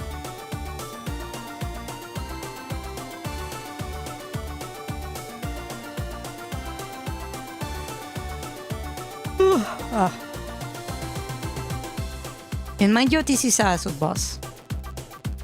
We have not talked about the boss over here. Well, we did actually talk about this guy.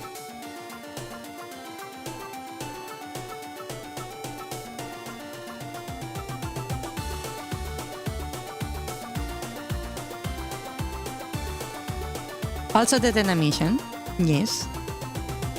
That's indeed another thing.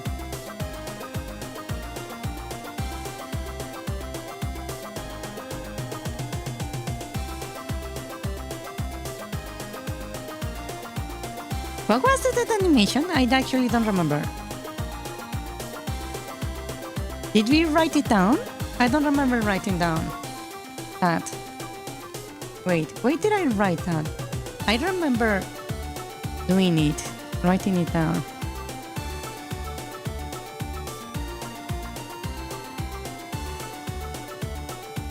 Not here. Not here. Show them the plan, you note it down? Really? The plan. Where was it?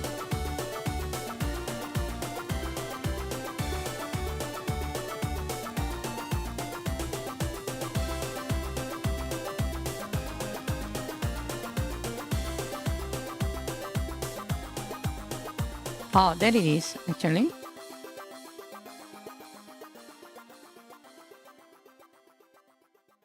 Oh, actually, there is the text over here also.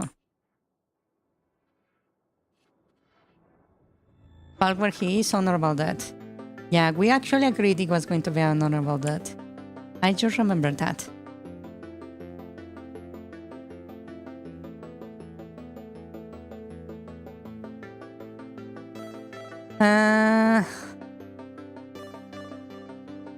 All the souls he reanimated drank into hell. Born like Dracula, xylophone noises, bones disassemble and fall.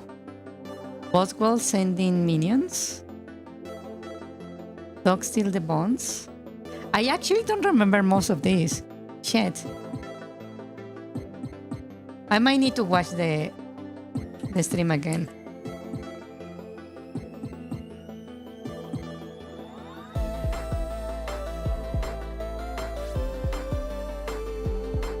This is the dead animation, right?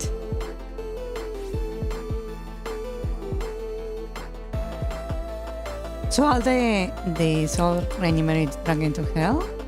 Born like Dracula, cell phone noises. Don't disassemble and fall. Both wolves sending minions. I don't know what this was, actually. Do you guys remember? What was this? Shit. Dog steal the bones, that's fine, also. Commonly oversized balloon falls on his Conan for a finisher.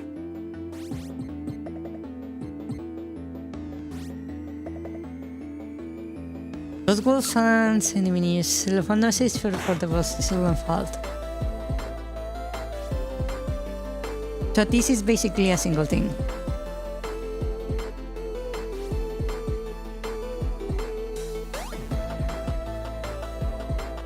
You were drunk and 9% chance we were drunk shit. I don't care, it's getting used.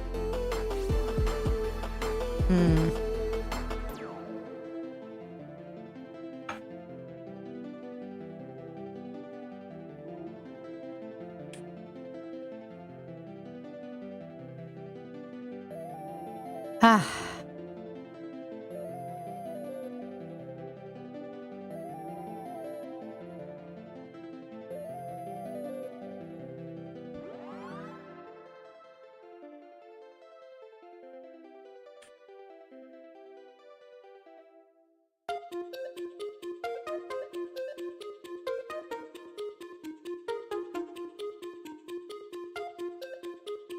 I don't remember what this means.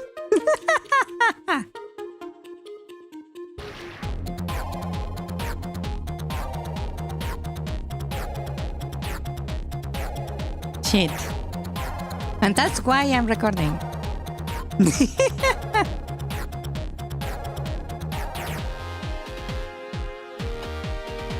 Oh, by the way, do you guys want to see something interesting? I want to show you guys this. I've been learning. Right?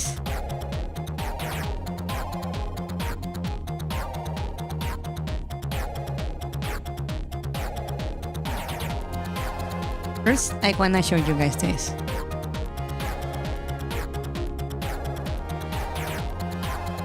You see this?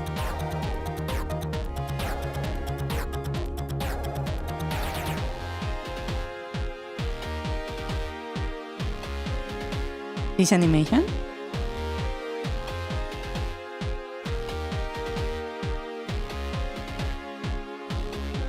Do you guys wanna know how I do it? Look, we have the different frames here, right?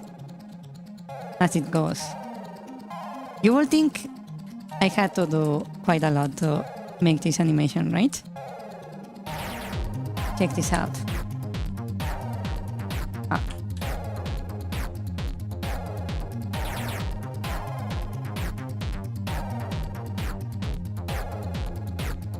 if I delete the frames, you see there is no frames now, right? It disappears and we just have the ball placed only where it lands. Let me just do this right. Right, we have the ball hitting the top step, then hitting the next step, the next step, and finally at the bottom, right? So, let me show you this.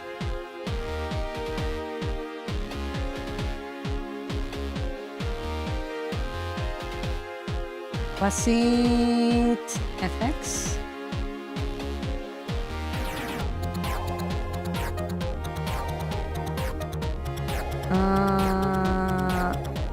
No, it was this. So, right? So I will set a bounce position will be an arc, and I just hit by selecting the frames I want to handle. I just hit update.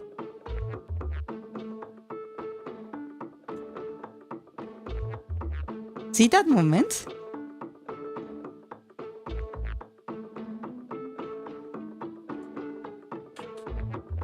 That is made by a program. Update. New version.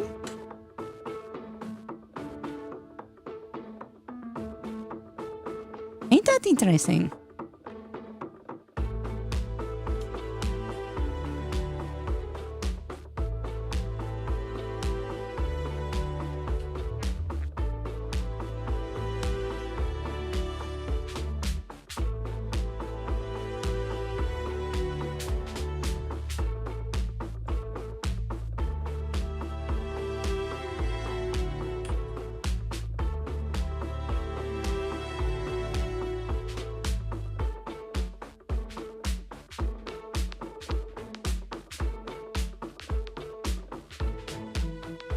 It's basically a program that uses sines and cosines and that kind of stuff to move pixels around. See? I can make animations really easily now. And from there, experimenting with that, I created this. E. Hello, they said, welcome. Good night, everyone. Hello. From that, I created this.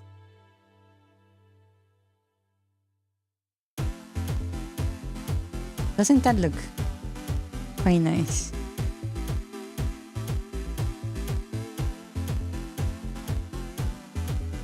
Right? And it's very interesting because hold on, let me hide this for a moment. Actually, yeah. So you see this? This is a new file, right? I don't have any frames right here. But if I just do now we have frames, right? I have this new tool that is called Live Draw, right?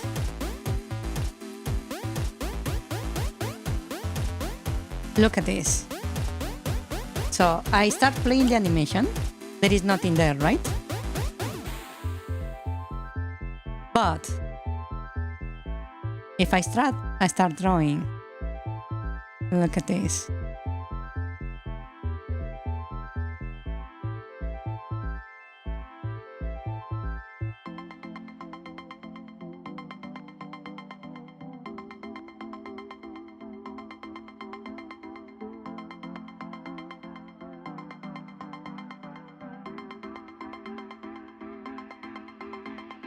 Huh? This program allowed me to draw on the animation itself. So that is going to be really fucking useful. I believe you can see how fucking useful this is going to be, right? And I can automate some other stuff. For example, I can have it like change size.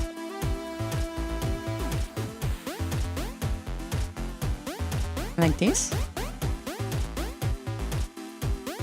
As I draw automatically.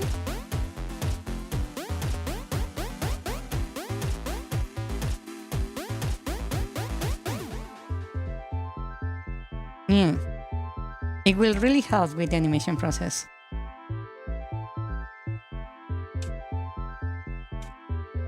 Yeah.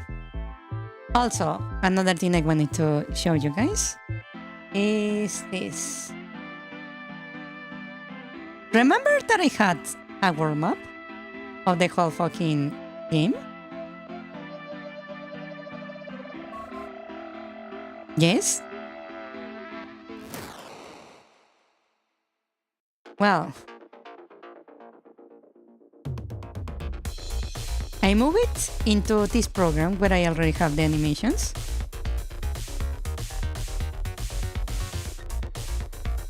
And the thing is, I can actually like make tile sets inside this program, right? And place them. That means I can actually design directly on the map.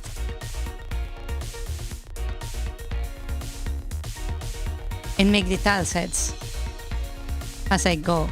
I can literally just draw the world that I want. And the program will create the tile sets for me. And then I just export this into the game maker and put it in the world. You can see actually that I already started doing some like updates over here on this side of the map.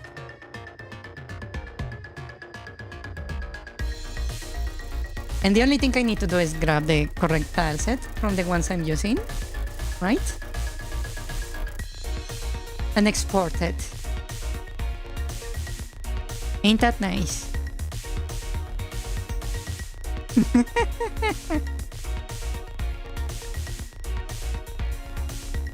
I already like started like updating the overworld. So once I'm happy with how the overworld works and looks, I will bring it into the game. Ain't that lovely? And what I'm planning is to eventually, yes, eventually, I want to grab these maps right here, these layouts for the dungeons, import it into the program and just draw like I was when I was doing the ending screen art, right? But this will actually go into the game. So I start from this and I just draw and color in. Huh?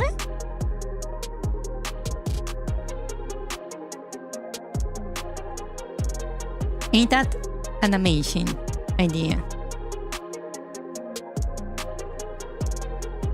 Right? That way I can keep like the whole layout consistent. Because I will be basically drawing the assets for the game directly on the world, on the dungeon map. Yeah. That means it will allow me to make some significantly more complex tile sets. And I won't run into the same issue I had with the shadows, where I like created these like square shaped shadows instead of like the soft like curvy shadows I wanted.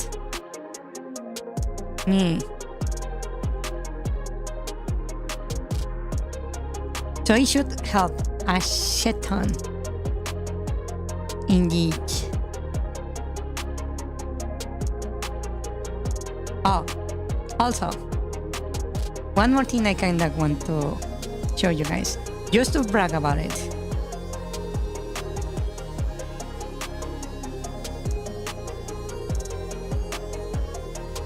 So, take a look at this. I was fooling around with this texture right here, right? I can do now this.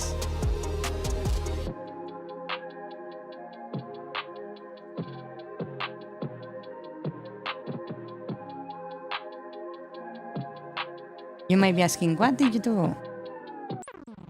This.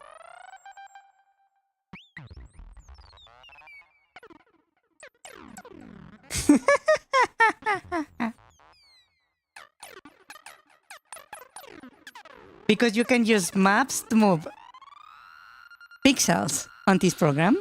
That means I can do this, right? And also,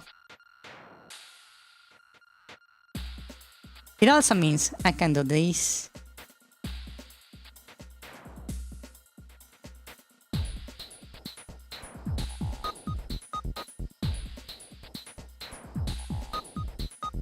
Hold on.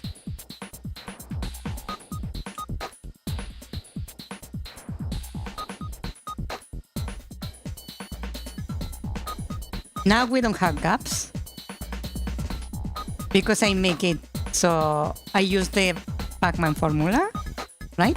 So there is no gaps in the texture. It just like autocorrects. Or if I want to, I can have the things without autocorrecting. Like this. Ain't that awesome? This will really fucking help with some animations. Yeah.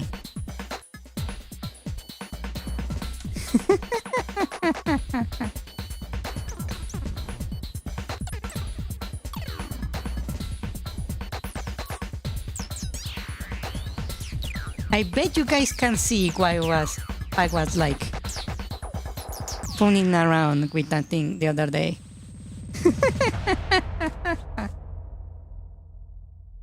Yeah.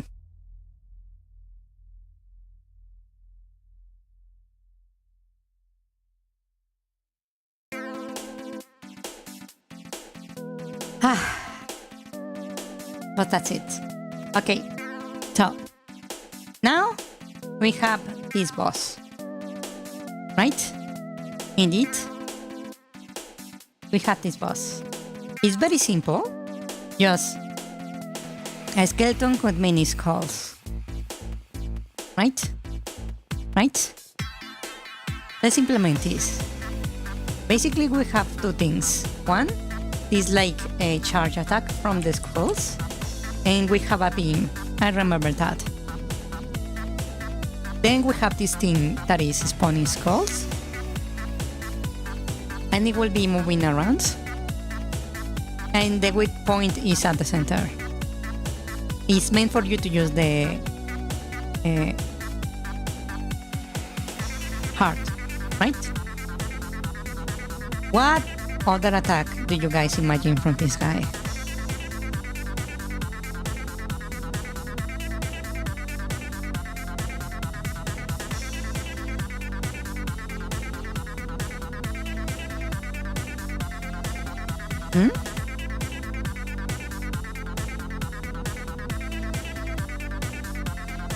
Raising skeletons. The issue with that is that we don't really have that much space in the boss arena. What I can do, however, is have him raise more skulls and maybe the arms. We can make the arms like actually detachable.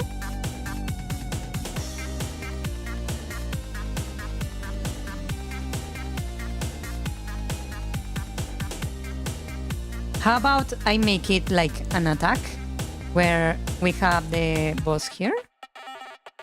So I don't draw the boss again.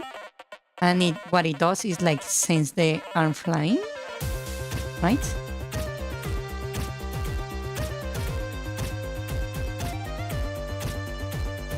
And it like slams against the wall. And it does it like a few times. That looks awful.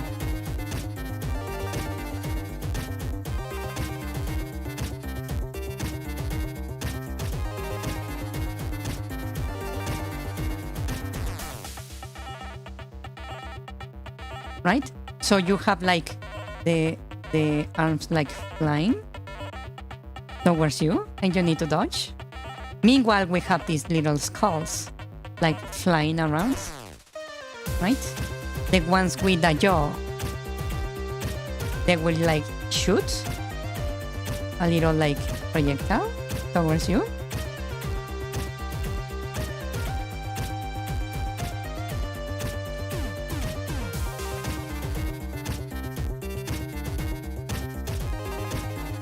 Right? And the other ones, the ones that doesn't have a jaw.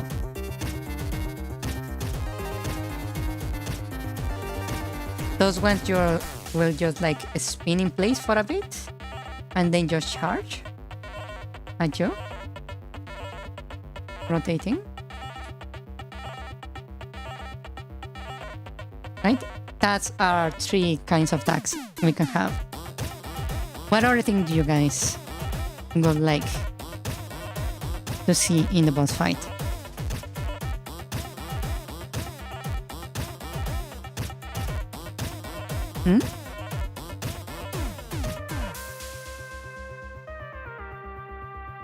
A taunt?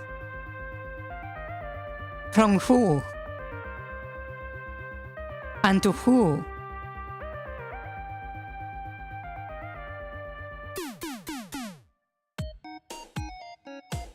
From you to me?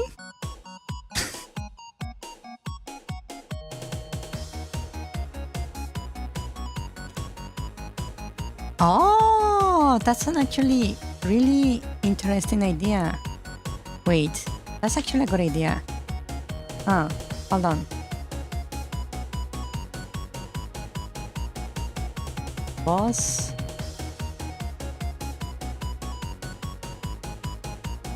I don't know how to write logs. And you. That's not an F. Or thinking.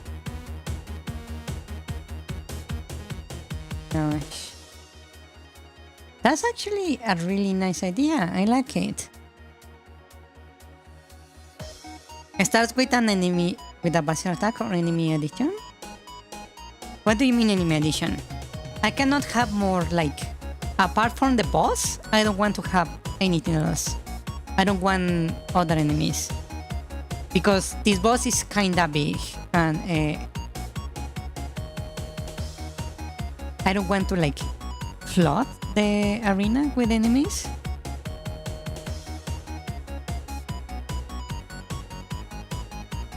Yeah, but I will have it like look like this, like the armors are part of him, and then if it has like 5, it will not spawn more, and it will just like send the arm flying, hit the wall, and the arm will come back.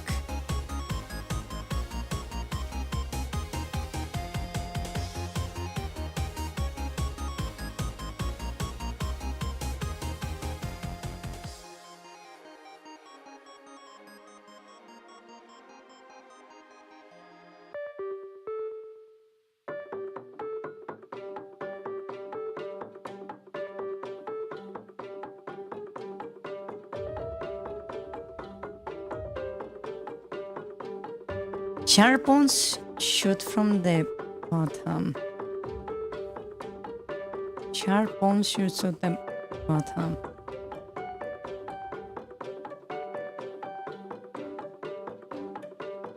I'm trying to imagine it.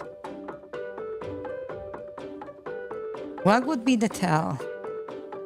How would you know it's coming?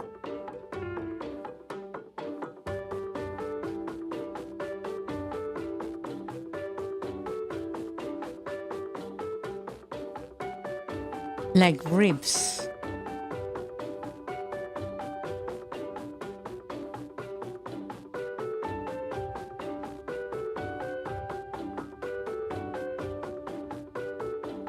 I see it, I see it.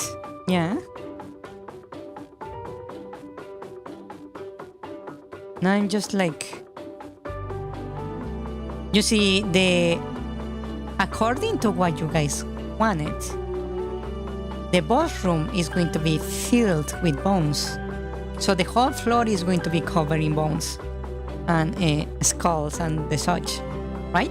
So how do you see a rib attack coming? Because I know it will be like, it will shot like this, right? From the ground.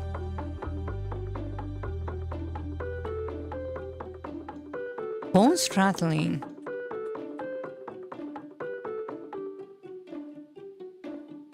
That's actually a good idea. So we have like a bunch of bones, right?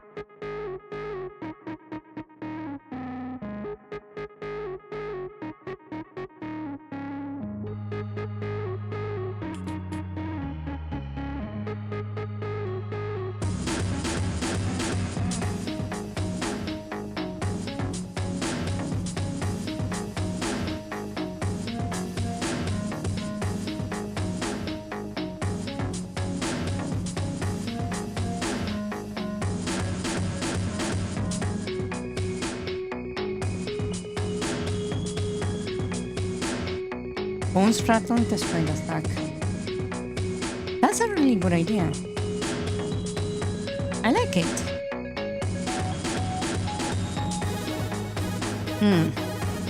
What do you guys think? Is this enough, like, moves? Or should we have more?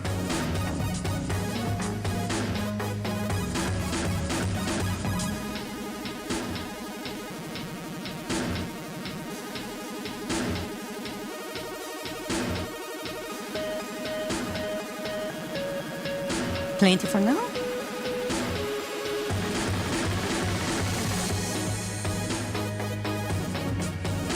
It's still not done at all?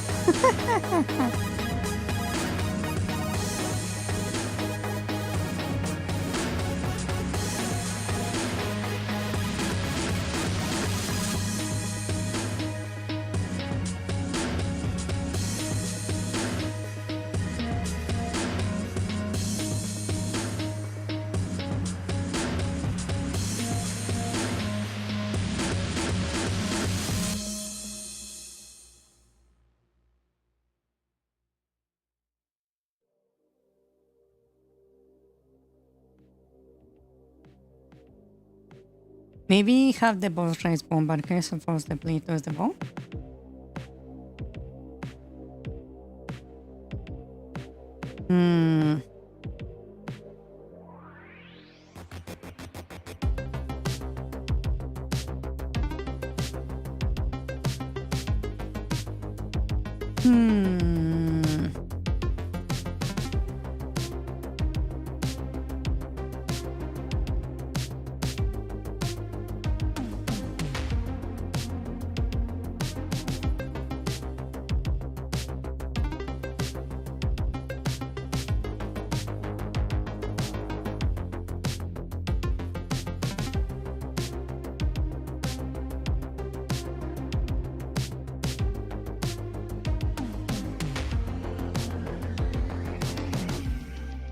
I'm trying to imagine the boss fight.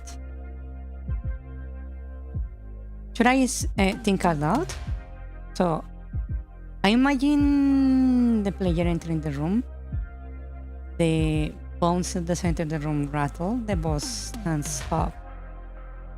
There is like 4 skulls floating around, 5 arms.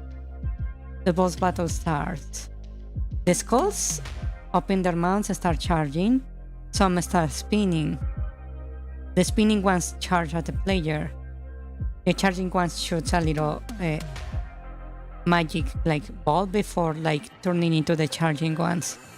The boss starts moving like sideways, like left and right. The arms do like a wind up animations, like they about to punch, but instead of just like punching in front of the enemy, the arm like shoots out and hits the walls. And it just doesn't do it once. It's like a continuous flow. It's like 1 arm, 2 arms, 3 arms, 4 arms, 5 arms. And each one does a different animation depending on what it's going to like do, right? So the ones that bend backwards to like punch, shoot forward. The ones who do like the slap motion, hit to the left or to the right. Right? The ones that lift up as if it's going to slam, hit right in front of the boss. And every time the arms are going to attack, they all attack at the same time. It's not just one. It's like arm 1, then arm 2, then arm 3, then arm 4, then arm 5. So it's like a full sequence of attacks, a full combo with the arms. So it's not like one at a time, it's like all 5 in a sequence. Once the boss runs out of arms and of skulls, it will try to rise more while it's like shooting like spikes from the ground, and during that time you can actually damage it for free. Then it will like push you back. I suppose I could eat it like, I think it would be better if I did the same thing I did with the mermaid, right? Where with the siren, where it like pushes you back with that wave of bones away from him, and then raises his arms and the sequence starts again. Are you the one animating this? Basically, yes. Also, this guy over here, the captain, I will be also animating that.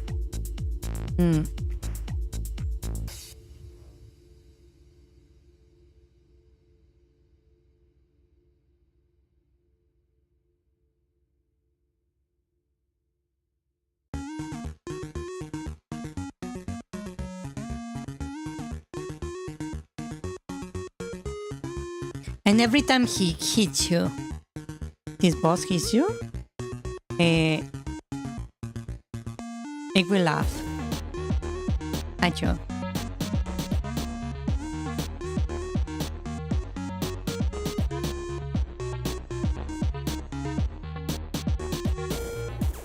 It will actually stop his attack to laugh at you.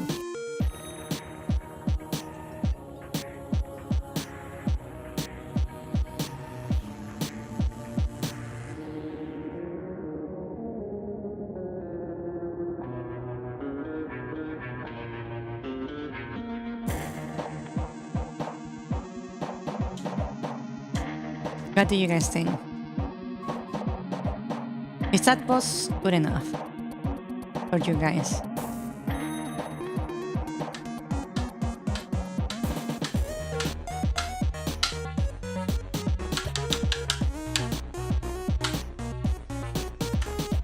Sounds good to you?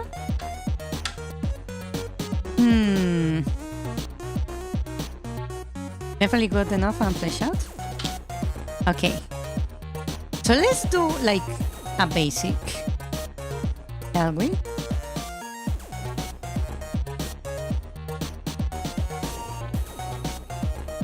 Okay. So I need the boss room. For some first moves. Boss room. That should be on big one. Boss room should be the highest number here. Right here. This is boss room. The mockery makes the completely that better. Kind of, yes. Okay, I need a door. Doors.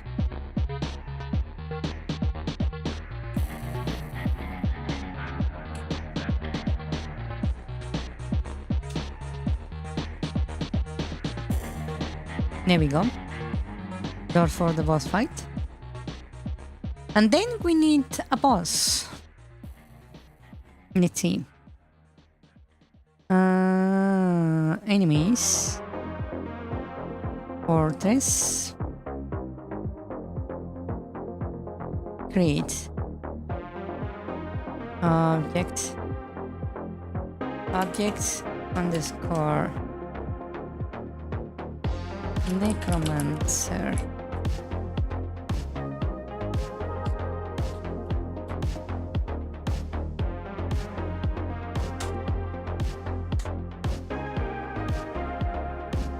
I hate that the damn thing like opens where my mouse is instead of what the one that is selected. Okay. So first thing first, we need a sprite. So sprite.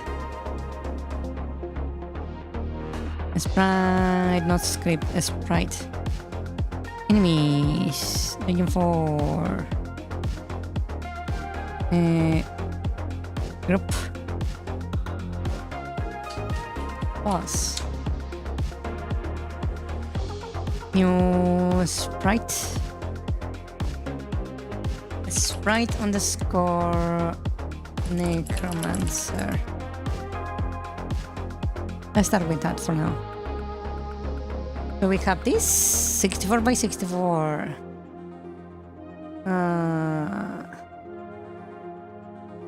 How big do we want this guy to be? 64 by 64 is this.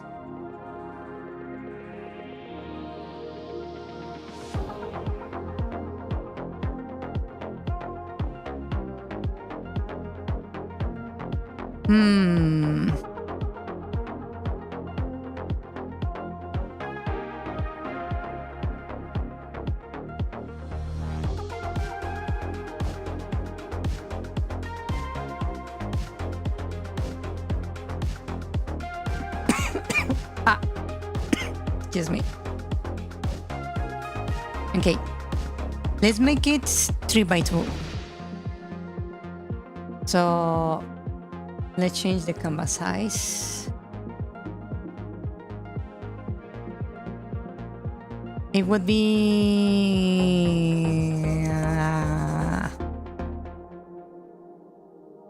not must maintain aspect ratio 96. Divide it.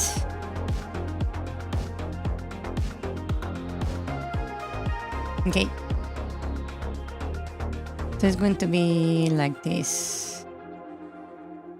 We're going to have the main skull over here.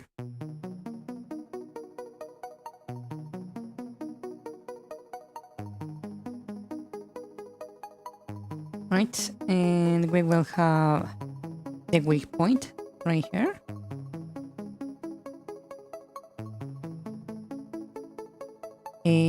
We're going to have little bits of bone like flying below it, maybe with some like ribcage.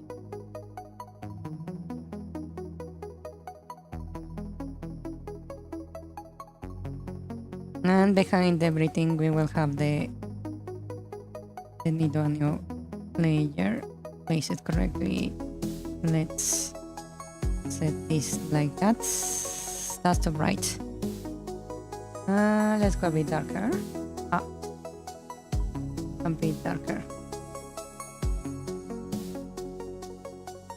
And I will delete